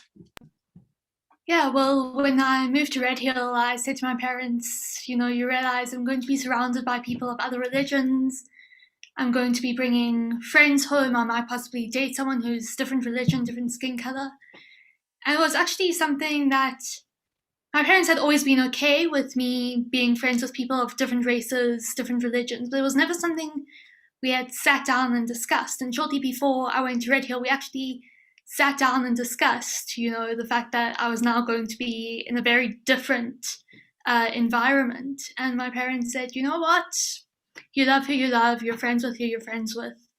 As long as they're decent people, that's the only thing that matters. And their skin color or their religion isn't going to influence whether they're a good person or not. Okay, cool. So I want to ask about your parents. Do you think your parents are racist, not racist?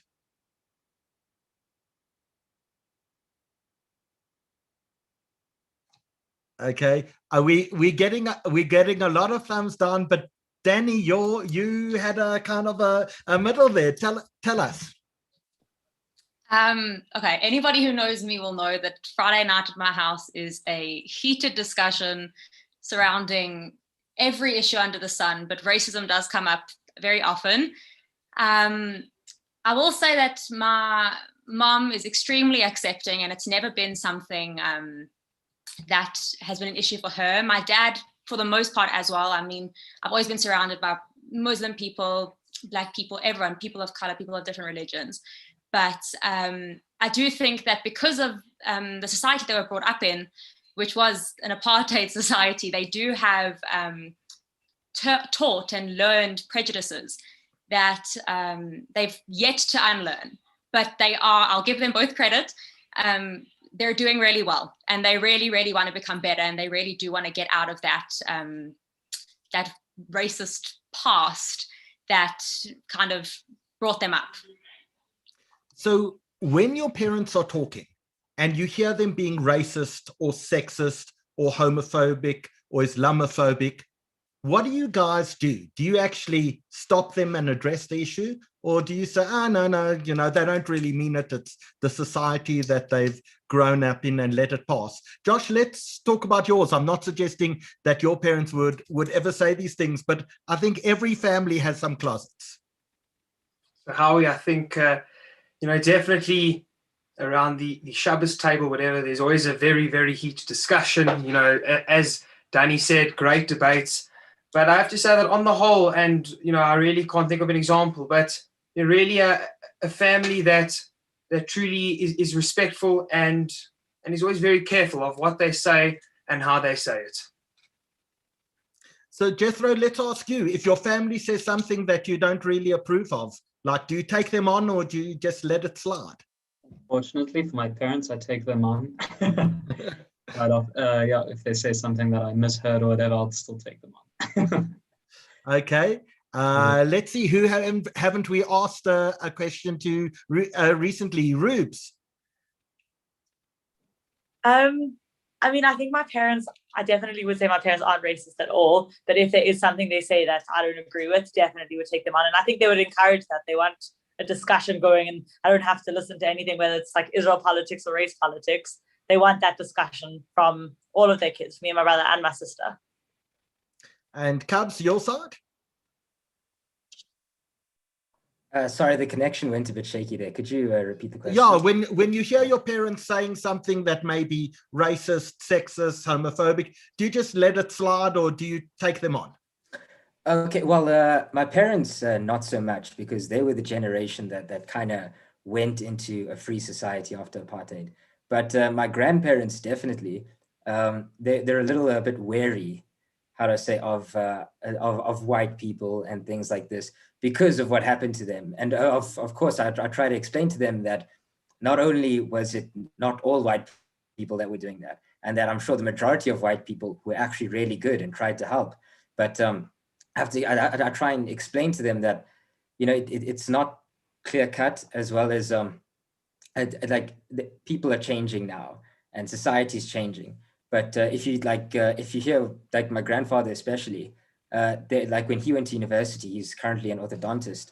But when he went to university, they only allowed 5 people of color at Wits, and one of his friends actually got stabbed. while you're studying because of like all these racist things that were going on. And if you hear like some of the things that happened to them, it's like horror stories. But I try to convince them that South Africa is a changing place and that people are good. And yeah. Okay, I want to change topics for a second. Who on the panel is vegan or vegetarian? 1, 2, 3. So, what do you think of vegans? It's fine. Like if you want to be vegan, that's fine. But I'm very much a meat eater. Okay, Sam, if you see a vegan, do you try and force feed them some decent meat because you think they deserve better? I would never force feed anyone anything, but no, I'm not a vegan, and I very much understand the choice, and I think there's a lot of merit to that lifestyle. Personally, I mean, for a whole different bunch of reasons, it's not something I'm engaged in currently, but I do think there's a lot of merit to that lifestyle. Okay, changing topic absolutely completely. I want to talk about your views of South Africa. And before we begin this, I want to ask a question, and I'm going to ask it twice. Who on this panel thinks that they'll be living in South Africa in 5 years' time? And then I'm going to re-ask it, who in South Africa thinks they'll be living, who on the panel thinks they'll be living in South Africa in 10 years' time? So let's start. Who on the panel thinks they'll be living in South Africa in 5 years' time? Okay, majority. Who on the panel thinks they'll be here in South Africa in 10 years' time?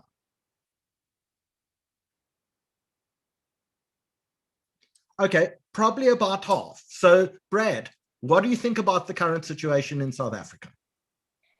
I think it's very demotivating. I think it's hard not to get quite upset about it, especially the more you read about it and the more News 24 articles you read. But I think that with that said, the Jewish community in general tend to be in like a very, higher position in our society. And I think that instead of like the apathy that I found my generation has, where a lot of people have this mentality of, like, oh, I hate this country, I'm going to leave, where, we have really, really good lives here on a global scale. And the fact that we are in such a position means that we should be the ones that are improving the society. Okay, let's throw that question open. Shui, you didn't put up your hand, if I saw correctly, that you thought you'd be in South Africa in 5 or 10 years' time. 5 was a flat maybe, 10 years was a definite no. Okay, tell us your thoughts on South Africa. I very much love South Africa, its flaws and its good parts. I love the culture. I love that if you walk on the street and you greet someone with a smile, okay, not now with masks, but you'll get a smile back, especially if you know how to say it in Zulu, which I do. And also, it's a very beautiful country, but there's a ton of awful problems with it. I do want to go to Israel, but I also feel kind of bad, like I should be staying here and not just ditching the country I've been in my whole life. Okay, Jethro? I'm still deciding. Yeah. What do you think about South Africa and the politics? It can have a future, can also not. I don't know. I'm not a political predictor, so I really don't know.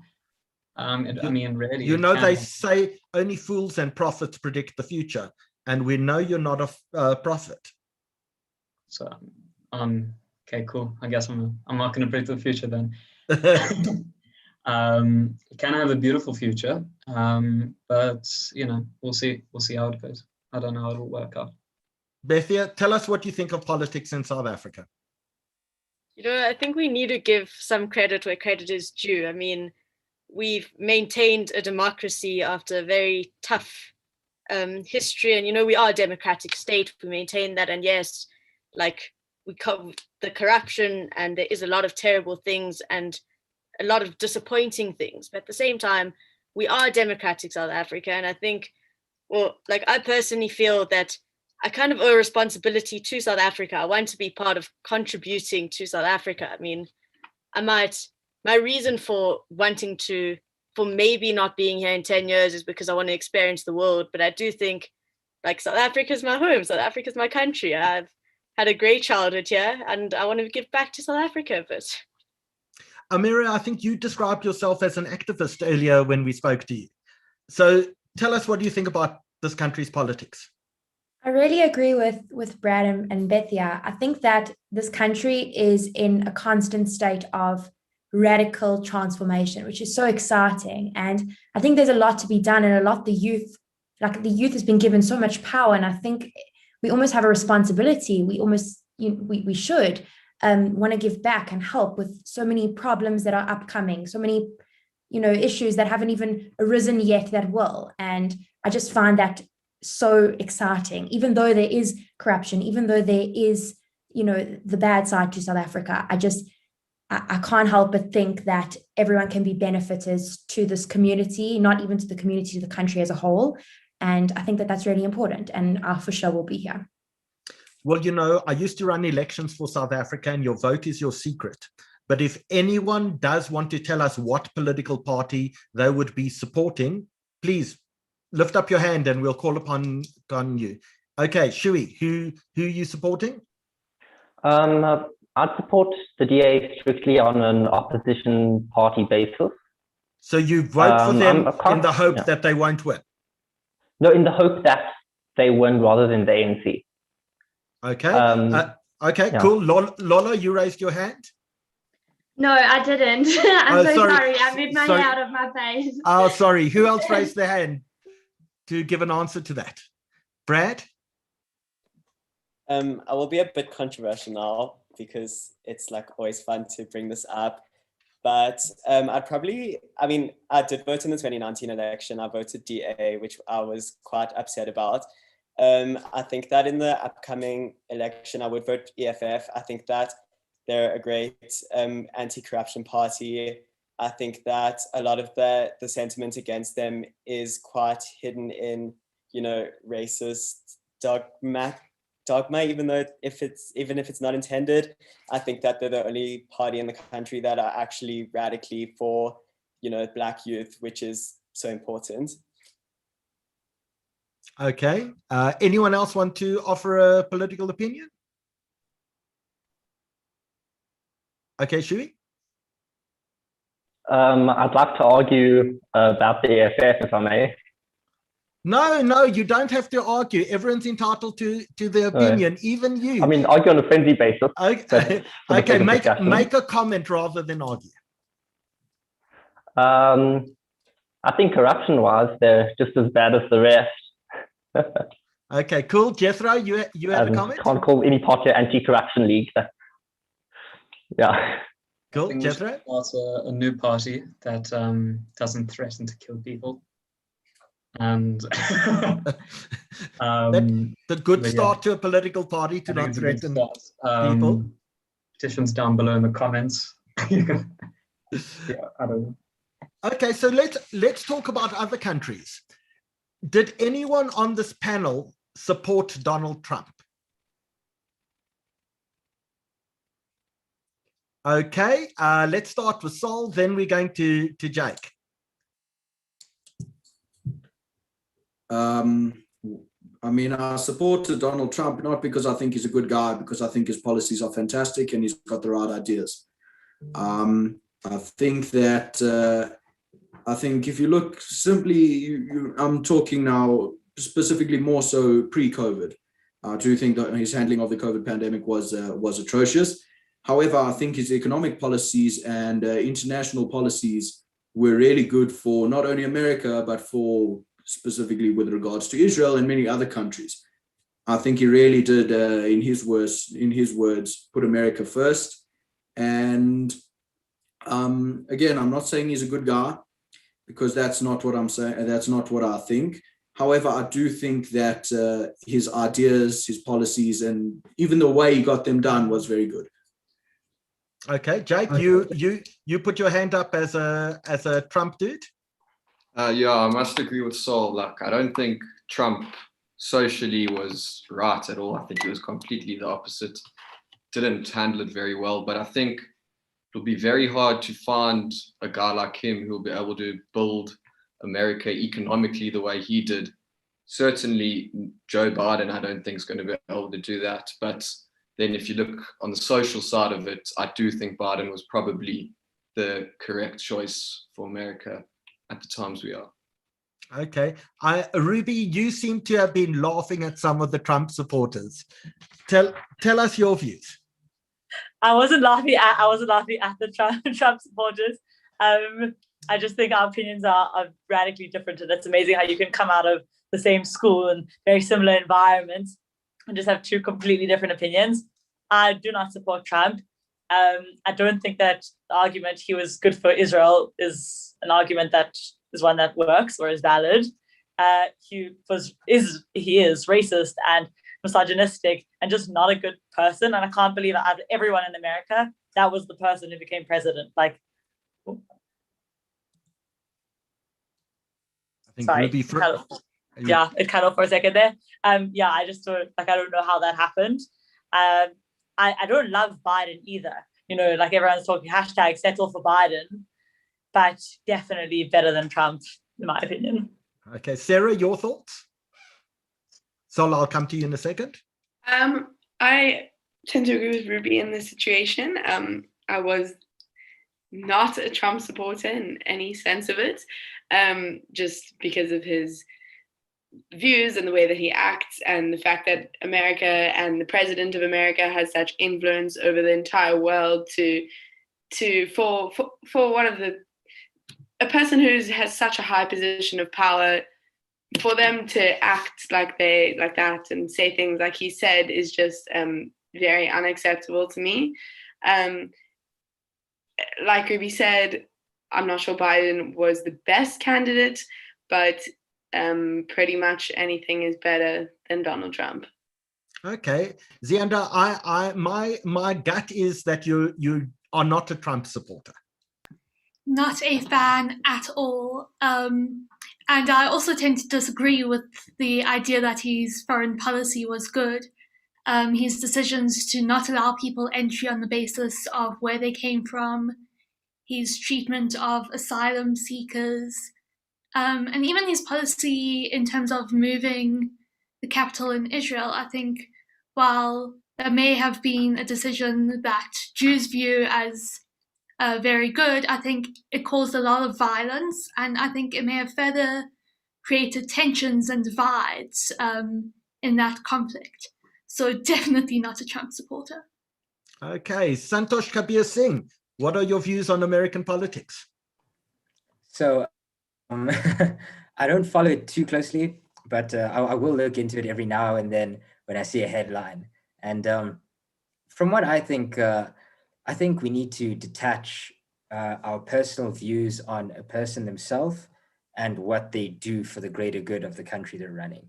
And I think that, obviously, I don't know, I'm very uneducated on this topic, but I think that when it comes to Donald Trump, I think there may have been some things that he did right, although ethically I wouldn't agree with some of his, not only his views, but well, I don't know if any of it went through, but what I hear of some of his policies, and not only that, it's just the way he kind of stirs up division and how he uses that to bolster his votes and things. I think that isn't beneficial for a country trying to, especially a country like America, it's just full of immigrants, and especially a country like that that's trying to achieve assimilation.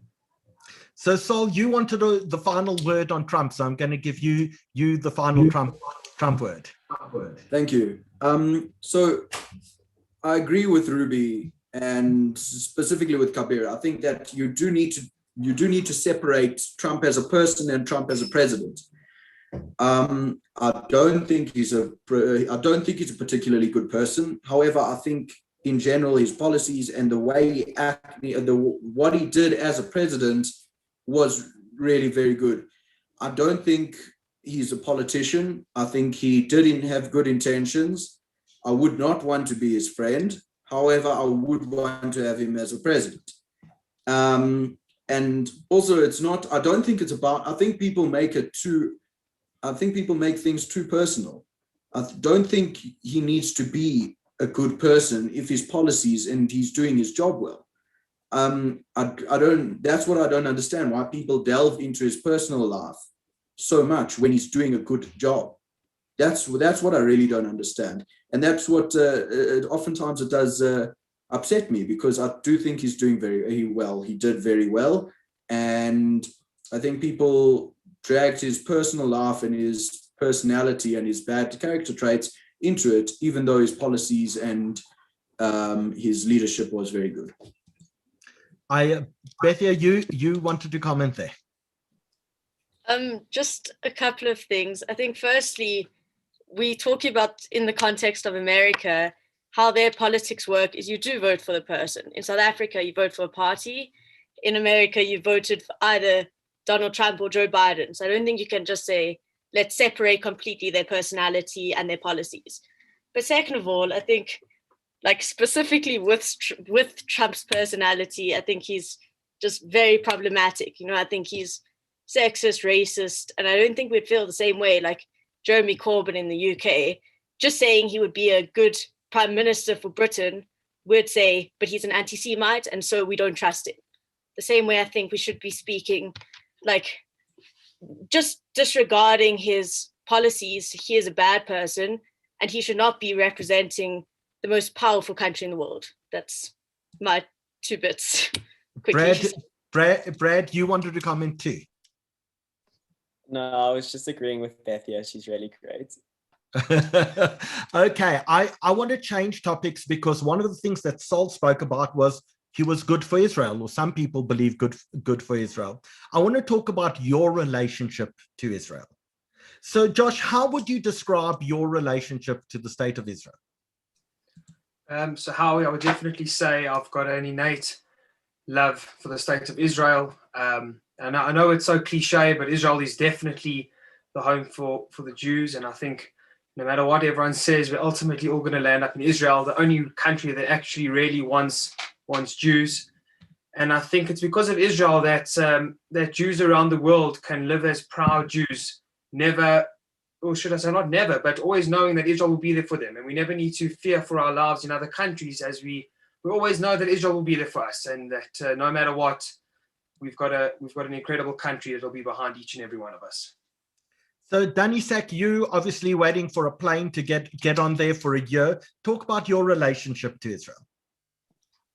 I don't know. Ever since I was very, very small, I did go to a Zionistic school, but I've just loved Israel, everything about it. And in 2018, I went on the Kabir program, which is you go to Israel for 2 months. And there it really solidified my love for Israel. And I adore that place. It, regardless of its politics, which they're obviously very charged, but the place itself, I feel very, very much connected to. And just the history for me and the culture, just it's in my heart. Lolo, talk about your relationship. So definitely, I do feel a strong connection to Israel. I love Israel. I mean, every time I'm there, I feel like, you know, as Josh said, it is cliche, but it's home. And I am very Zionistic, and I believe Israel is the most amazing place. I also have lots of family there. So I love Israel, and I do feel a very strong connection to it.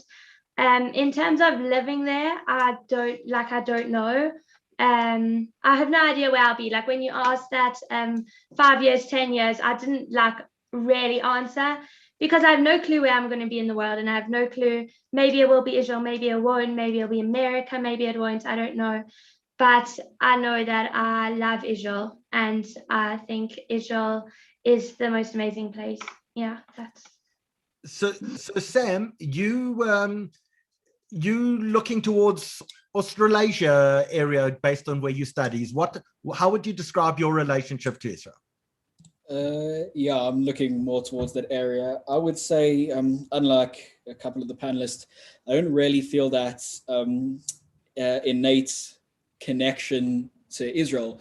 And I've never really had it. It's obviously for personal reasons, but for me, I view Israel obviously I do feel a connection, although not very strong one, just based on my Judaism and my upbringing and my opportunities that I've had to visit and be lucky enough to spend time there and explore the country and see how amazing it is firsthand.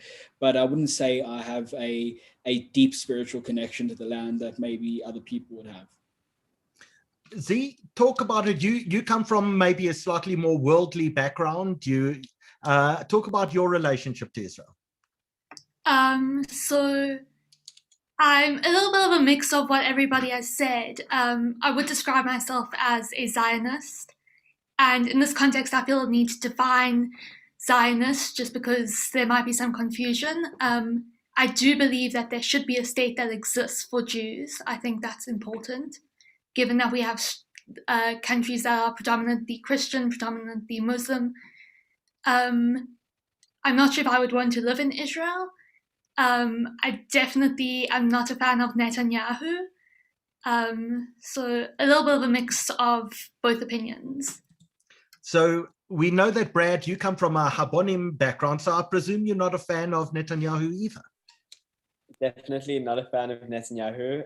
I think regardless of what he does with Israel-Palestine, he's objectively corrupt, and hopefully their court system is strong enough to, come to that conclusion because there are those facts. I can also say that my relationship to Israel, I'm going there. I love the country. I'm a proud Zionist. I love, having that Jewish state and, wherever life takes me, maybe South Africa, maybe Israel. But I think at the same time, criticizing the state of Israel and loving it shouldn't be mutually exclusive, where, objectively Israel are committing, human rights violations. And as Jews, instead of trying to, look away from that, we should say, this is wrong. This is our country. We shouldn't be able to be doing this, especially as Jews. And let's get a view from Cape Town. Jethro, what do you think? What do I think about what? What about Israel? What do you think? About your relationship to the state of Israel. It can be nice. I've been a few times on different programs, different types of programs.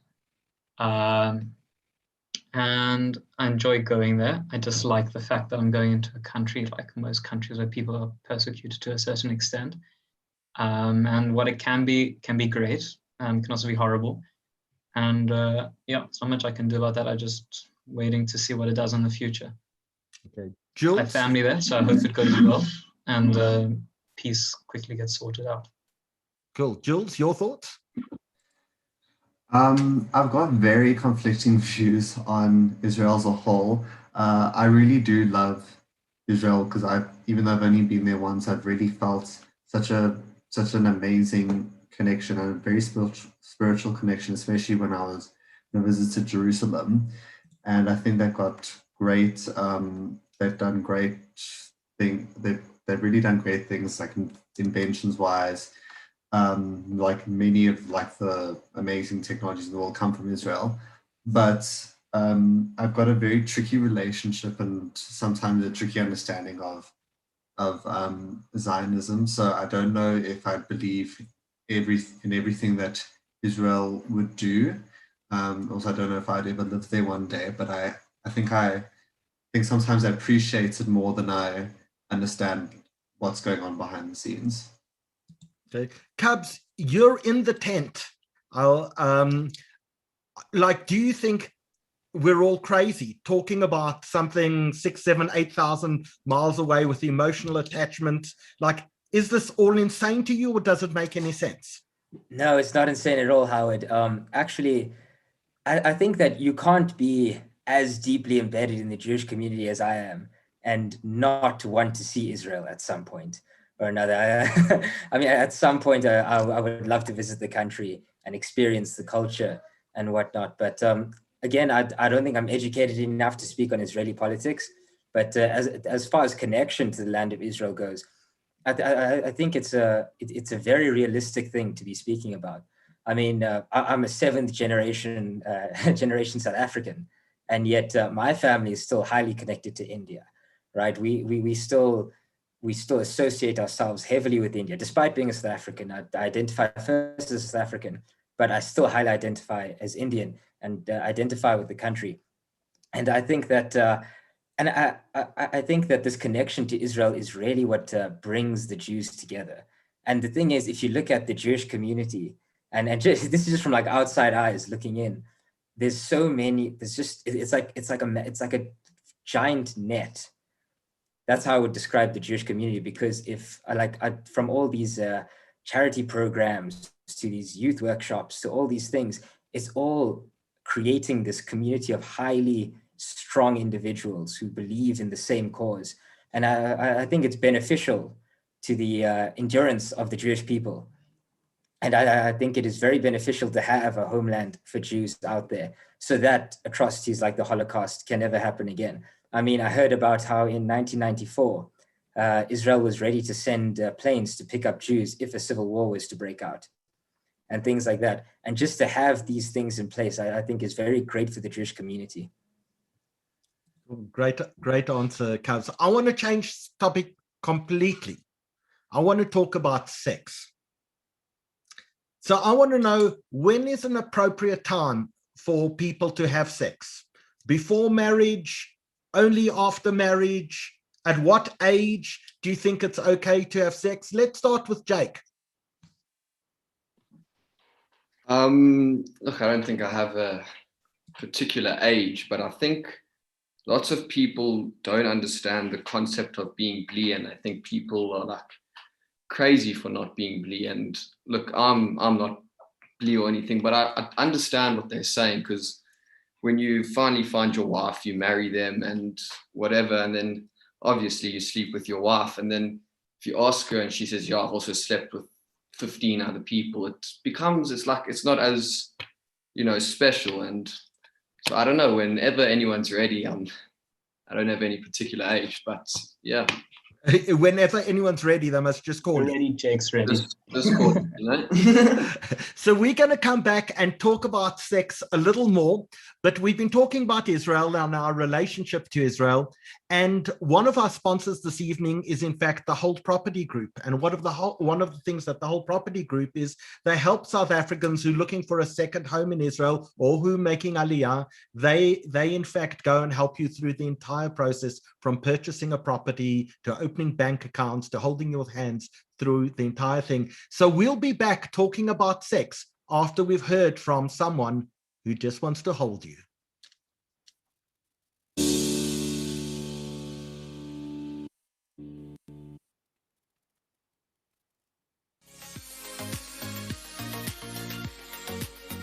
Where is home? Is it the place where we're born? Is it where we see ourselves retiring? For Jews around the world, Israel, the Holy Land, will always be the place we belong. Let us find your perfect home. Because we realize that purchasing property is just the beginning of the journey, and everything that comes afterwards can be a little overwhelming. Our team will hold your hand throughout the process. Legal services, opening bank accounts, organizing mortgages, project management and post-sales management of the property, including finding tenants and managing your apartment. You can trust that with over 20 years experience and backed by the biggest development companies in Israel, our team is focused exclusively on representing the unique needs of our buyers. Anything is possible, and we will make your dream a reality. Talk to us about finding and securing your future property in Israel. So for anyone looking for a second home or making an aliyah, Hold Property Group, that's who you should be speaking to. So we started with sex, we went on to hold, but we're going to talk more about sex. So let's, Zianda, tell us what your view is on teenage sex. I think the big thing is to just be aware of potential consequences. And I think also for everyone, men and women, to know that consent is key. And I think that's all I've got to say on the topic. Okay. Jethro, are Cape Townians more promiscuous than other people? I don't know, come down and find out.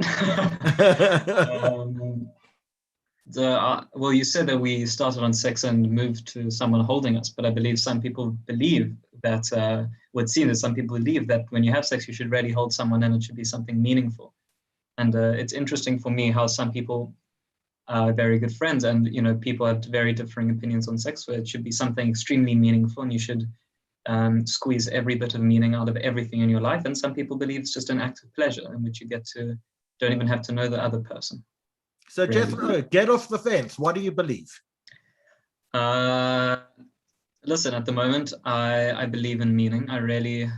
Casual flings don't seem important. Seems a bit of a waste of energy at the moment. Kind of like video games and those things that you get a little bit of pleasure. It's not really meaningful. You don't really, it's not really benefiting anyone. I mean, you could say that, pleasure gives you that extra boost for the next week, but I mean, it's up to you, personal. Brad, is sex recreational or is it meaningful? I think that, I'm a bit of a biology nerd, so I like to look at things through an evolutionary point of view. So humans are very social animals. So, it is connecting wise that works on an evolutionary, level. The more social you are, the better chance you have at surviving. So it's literally been built into us as a social, way of surviving. And, we've also evolved past our monkey primates, climbing trees. So it is also recreational. Okay. Shui, is sex before marriage an acceptable thing? I'm religious, so from a religious standpoint, it's not. But as I go, I don't see other people through a Jewish light necessarily. I think they can do what they like. However, I do think it is ridiculously idiotic to have sex out of a relationship. You're just gonna either just mess up a friendship, make things awkward, or just not find anything properly meaningful or fulfilling. Okay, so Amira, what's your view on that? To be honest, I think everyone's got the right to choose. Again, I from a religious perspective, it isn't allowed, but I do believe people are allowed to choose. I think people are allowed to be in charge of pursuing their best path to happiness, and whatever that might be. It wouldn't be my personal preference, but if that is people's, then they have the right to do that. Josh, do you think a lot of people your age just view sex as recreation? I don't think so. I think on the whole, it's only people that are really in relationships. And exactly as Amira said, I think it's a personal choice. And I think as much as Judaism can try and lead you and give you guidance, I think ultimately people can make their own decisions, and people have got to respect that as well. So let's actually ask a question to Dani Sack. Are people giving me these answers because their parents are watching, or are people telling the truth? But of both. But genuinely, I think that majority of our generation do view sex as just a point of consent. If you consent to it, then who am I to say anything about your sex life? And I think that's been the general consensus here. So Ruby, you answer that question now. If it was just the 16 of us and no one else watching, would our views be expressed differently tonight? I definitely think so. And not only about sex, about everything, saying, are your parents racist? And answering yes on a call in front of the whole Jewish community. I don't think that's something that would just come out. I think it's a lot more personal, a lot of the questions. So I do think there's some truth in what everyone's saying. But the people behind, even being in Zoom, I'm by myself in Jeffrey's Bay. If my family was sitting around me, I'm sure my answers would be somewhat shifted. So Jake Rudnicki, have we wasted our time tonight? Have people censored? I don't think so. I think we're all confident teenagers, and I think we'll speak what we believe. And I think we really have indulged into the minds of Matric 2020 and seen what we're all about. So I have only 2 more questions, and then we're going to end tonight's session. And I'm going to tell you both questions now, So you can think about maybe the second one. The first question that we're going to ask is, what do you wish that your parents or the older generation understood better? That's the first question. And while people are answering that, I want you to think of the final question. In 120 years' time, when someone is engraving something about you on your gravestone, what would you like it to say? What is your legacy that at the end of your life, you'd like people to look back and know about you as a person? So while you think about that, let's actually ask that question. Kabs, let's start with you. What do you wish your parents understood better? Or the older generation, not just your parents. Yeah. Okay. So I think in general, not only the only generation, this applies to the older generation, but I think in general, I think people need to understand how things change, essentially, and that. So if you look at it, to our grandparents, our parents were these vastly changing individuals, right, who are so different to their predecessors. And I think the cycle just keeps on going. I think when we have kids, the values and the things that our kids see, we may not see. But I think that in general, parents should understand that this is the way it works, and that even though they may not be able to see something, if we want to maybe choose a certain career path or follow something, I think that it is best if people understood that things change and that your kid might see something that maybe you. So I think it's good to engage in discourse and try and find out and really pick your kid's brain about what's happening and what their thought process is moving forward into that. Okay, Sol? I mean, look, Baruch Hashem, my parents have been great and they really have been very understanding with me. However, I think I would agree with Kabir on the fact that they need to understand that things change. However, contrary to that as well, not everything that's old must go out. Just because something was good in our parents' day doesn't mean we have to throw it out the window today, which I really think is a problem. I think that we are so dead set on changing everything that we are completely losing ourselves and losing every foundation we've had and that society has built upon for the last 2,000 years. Saying lots of people don't agree with the Judeo-Christian values of the old days. However, where do we even have a society without them? So I do agree with Kabir. I think that they do need to understand that there are places of change. However, not everything has to be changed. That's really what I would say. Okay, let's pose that to Sam. Well, I think for me, I'd say just to understand how different we can all be. I think, and particularly tonight, I think maybe sometimes people are given answers that we didn't expect. I think it sounds like you were expecting us to be a bit more promiscuous, but I think we have very different views on politics and everything between all members of our generation. And I think just something that they should know is that often we do get boxed in and we do get stereotyped and thought of very, very linearly, when I think there's a very wide range to our generation. And I think I even see that increasing for generations, because as obviously Kabir brought up earlier, is that things change. And one of the things that I see changing is that people are becoming more diverse and people are growing and becoming more accepting. And so I just see a lot of diversity, even between similar people of the same generation. Jethro, I'm hoping you're going to give me a very different answer to that question. Got a good answer. Ruby, you want some real answers that aren't affected by parents? Here we go. I don't know about you guys, but my parents, ever since COVID came about, have been telling me that things change, because COVID is mentioned in every second sentence all the time. Everything changes, okay? But the one thing that my parents do know, because I've liberally reminded them, is that if they became vegan, they would solve a lot of problems in the world. And to whoever's listening, I do believe that that's a fact. Whether you do it via from an environmental standpoint or moral standpoint, I believe it changes a lot. My parents know that. just wanted to put that out there because Howard, I'm just gonna say this. When you said the vegan vegetarian segment, you only asked people who ate. I'm pretty sure you only asked people who weren't vegan/vegetarian. Then you said next topic. So I just wanted to remind.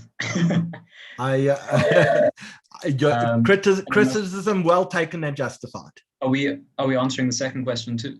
No, not yet. I want to hear from Jules. What do you wish the older generation would understand better?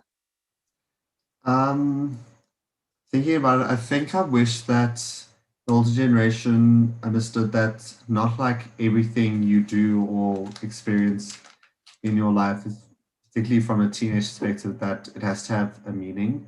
And I think that because, and might be a little bit like of a very small viewpoint, but a lot of like, especially like when I speak to like my grand or my parents, they've always done things or spoken to people because there's a meaning behind it. But nowadays, and it's a very like a simple example, but I always think of when you're talking to someone, even if it's just like a friend, they always ask, is it going to be something more? And I said, no, it's just like something, and sometimes things can be taken out of context. I just wish that they thought that some things are just as they are, and then other things do particularly have a meaning. Okay. The last person I'm going to ask that question to be, okay, Lolo, I was going to ask Sarah. Let's ask Sarah first. We'll do Lolo, and then we're going to come and ask about that inscription on your tombstone. Sarah? I think that everyone has said a lot of things, a lot of good things, and yeah, I agree with a lot of what everyone is saying. Personally, if we were just talking about what I wish my parents understood better, I know they're on the call, is the culture of young people. I think that sometimes the older generation can be quite naive. That's not a jab, it's just a comment. And yeah, that's all. Okay. Lolo? So I think two things. Well, not necessarily my parents, but the older generation. I think firstly is that I think the world is moving into like a world where technology has taken over. Already now we've seen because of COVID, that technology has taken over a lot of our lives now, but I think even in the future, it's even more. And so I think that's hugely important. And I think that's often missed in the older generation, the importance of technology, and that when we're all on these technological devices, it's not necessarily, I mean, a lot of the time it is just on social media, but a lot of the time there's a lot of our lives has moved onto these screens. So I think technology, I mean, I took RT, I think it's hugely important. I think everyone should be taking RT. I think it's really an amazing thing to be doing. So I think technology, the advancements of the world into technology. And then the second thing that I think, not that the older generation don't understand, but that they don't speak about, and that is mental health. I think mental health is hugely important. I think, again, COVID has shown the importance of mental health, and the effect COVID has had on mental health has been like huge. And so I think it's something that I definitely think our generation has started speaking about it a bit more and being more real and honest about what's going on in everyone's heads, in everyone's minds. But I think that it's something that the older generation maybe have missed. But I do think mental health is hugely important in our lives, that the older generation often don't speak about. Okay, legitimate point. So as we move into our final round of questions now to talk about your legacy, what you'd like inscribed on your tombstone, I want to ask everyone watching us, whether you're watching on Facebook or YouTube or on Zoom over here, I want you to write two things in the comment section, please. I'd like everyone watching to write, what advice would you give our panelists? And what did you learn tonight that was great advice for our panelists to you? So if you could take that moment, whether you're on YouTube or Facebook or Zoom, just to leave a comment, what you've learned and what you'd like to teach to all our panelists tonight. And now we're going to start with Jake Rudnicki. what should be inscribed on your tombstone in 120 years' time? I think just that I was really positively minded, and I let people know that everything, like it, no matter how many problems there are, everything will be okay, because no matter how big the problem is, along the line, no matter how long it takes, there'll always be a solution to it. So, yeah. Sam Maron? Well, I think of myself as quite an ambitious person, and I dream quite big. So I think nothing short of changing the world. Cool. Sol Feldman? Ultimately, I would want nothing to be written on my tombstone and for me to be remembered by what I've done. And what should that be? Well, I generally focus on individualism. I want to make a difference to people individually. And if you do that enough, then, then all's good. Julian Gordon? I think the one thing is that I wish people would read is that I've lived a life of quality and really thought a lot about and very deeply about certain issues and just various people around me. Cool. Josh Pimstein? It's quite a tough question, Howie, but I definitely think I would love to be remembered as a person who always lived life to the fullest, who took all his opportunities, who impacted those around him, and just who left the world in a better place. Bethia Milner? I've always wanted on my tombstone for it to say something along the lines of, I told you I was sick, or like something like that. But there is a reason behind it. It's because I think I love making people smile and laugh. And I think that's my passion. That's what I love doing. So that's what I want to be remembered for. Cool. Sarah Stein? I don't entirely know. I think it's quite a loaded question, in my opinion. I don't want a tombstone. I don't know if you've heard of it, but you can like compress, sorry if it's a little bit gruesome, you can compress your remains to become like a seed and then plant it and it grows into a tree. That's how I would like to die. Yeah. But will your legacy be environmental, or what would you like your legacy to be carved onto that tree? Something about kindness. It's going to sound cheesy if I say it, but like making the world a better place. That is truly what I would like to do. So hopefully I will have achieved that by the time I pass. Jethro Klitzner? I'm just curious, what does the fruit on that tree taste like? Your grandkids will be like, wow, this is Sarah fruit. Maybe that pertains to a previous topic. I think I wanted to say, he's dead. Yay. I think we'll make a good meme. A really good meme. Okay, you want to be remembered as a meme. Zianda Goldstuck? I think the main thing I'd want to be remembered as is someone who stood up for what I believed in. I think, as a lot of other people have said, it's a very loaded question, and I think we'll probably all change our minds many times over the course of our lifetime. We certainly hope so, otherwise you wouldn't have grown. Brad Gottschalk? That I was always curious.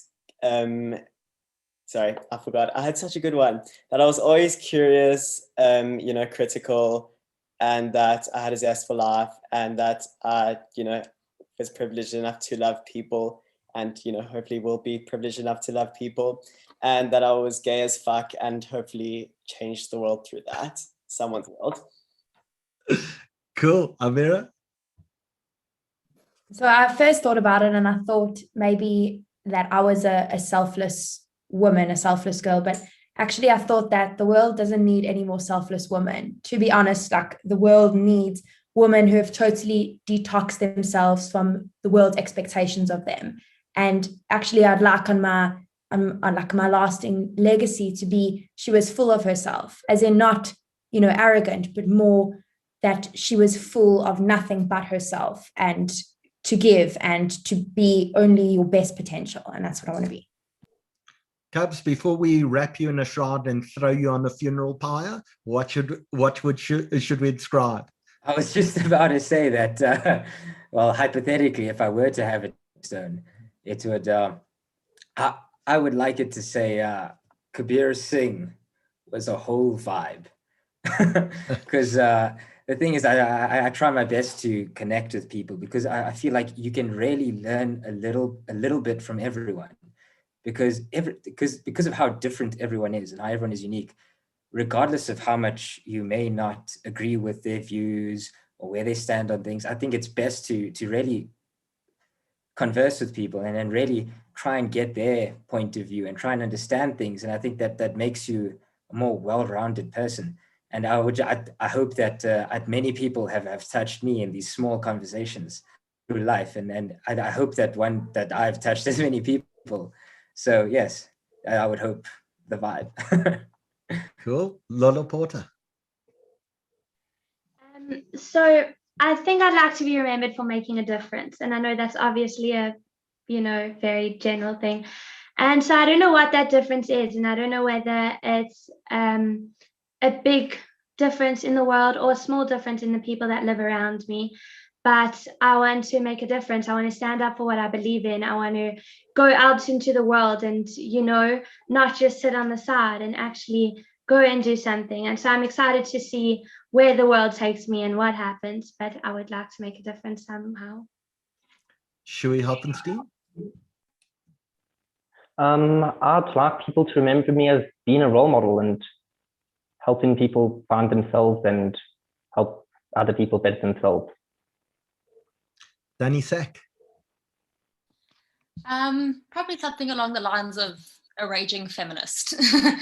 But in actuality, as somebody who was inclusive and kind to all people, no matter who they were, how they identified, what they looked like.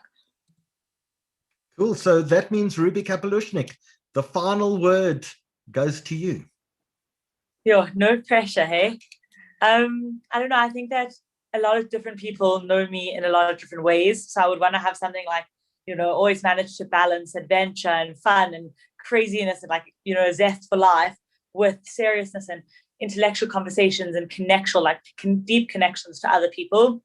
And then kindness, like being able to know that I left the world, leaving a lasting impact in children's lives and in adult lives, and just being kind to everyone that needs it, everyone that doesn't need it, everyone around. I think the one thing that I take away from tonight is that everyone on this panel, and I think so many hundreds of people who graduated Matric with you this year, have so much to teach all of us. Because when we restrict what we think and what we say, when we hold back, when we don't address the issues, we don't really progress as society. And so when we spoke about earlier, when all of you went through valedictories and everyone will talk about you are the future and they would laud you, it only actually makes sense if you all speak up and if you continue to speak and if you continue to teach each other and the rest of society.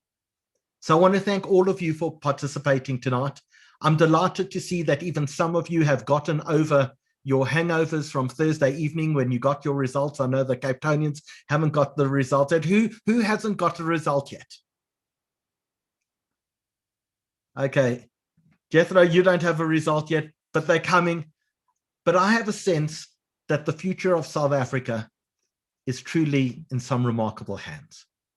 We'll see you again on Saturday night next week, where we have Purimton, our version of a Purim play that looks slightly like a period piece you may have seen on Netflix. That's going to be next Saturday evening. Till then, thank you so much for joining us. This was the Jewish Report, Dani, I think 78th webinar, if I'm not mistaken, during lockdown. Number 78, Alex. This was number 78. This was number 78, our 78th, and next Saturday night, Purrington, our Purim play, will be number 79. We'll see you all then. We'll leave the chat open for another few minutes if anyone would like to leave anyone a message. Thank you so much for joining us this evening, and most importantly, to this remarkable panel. Thank you for sharing your thoughts, but more importantly, thank you for sharing your minds with all of us tonight. Good night.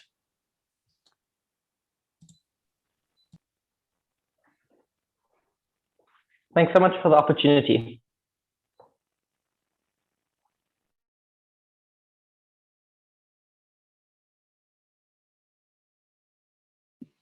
Thank you very much.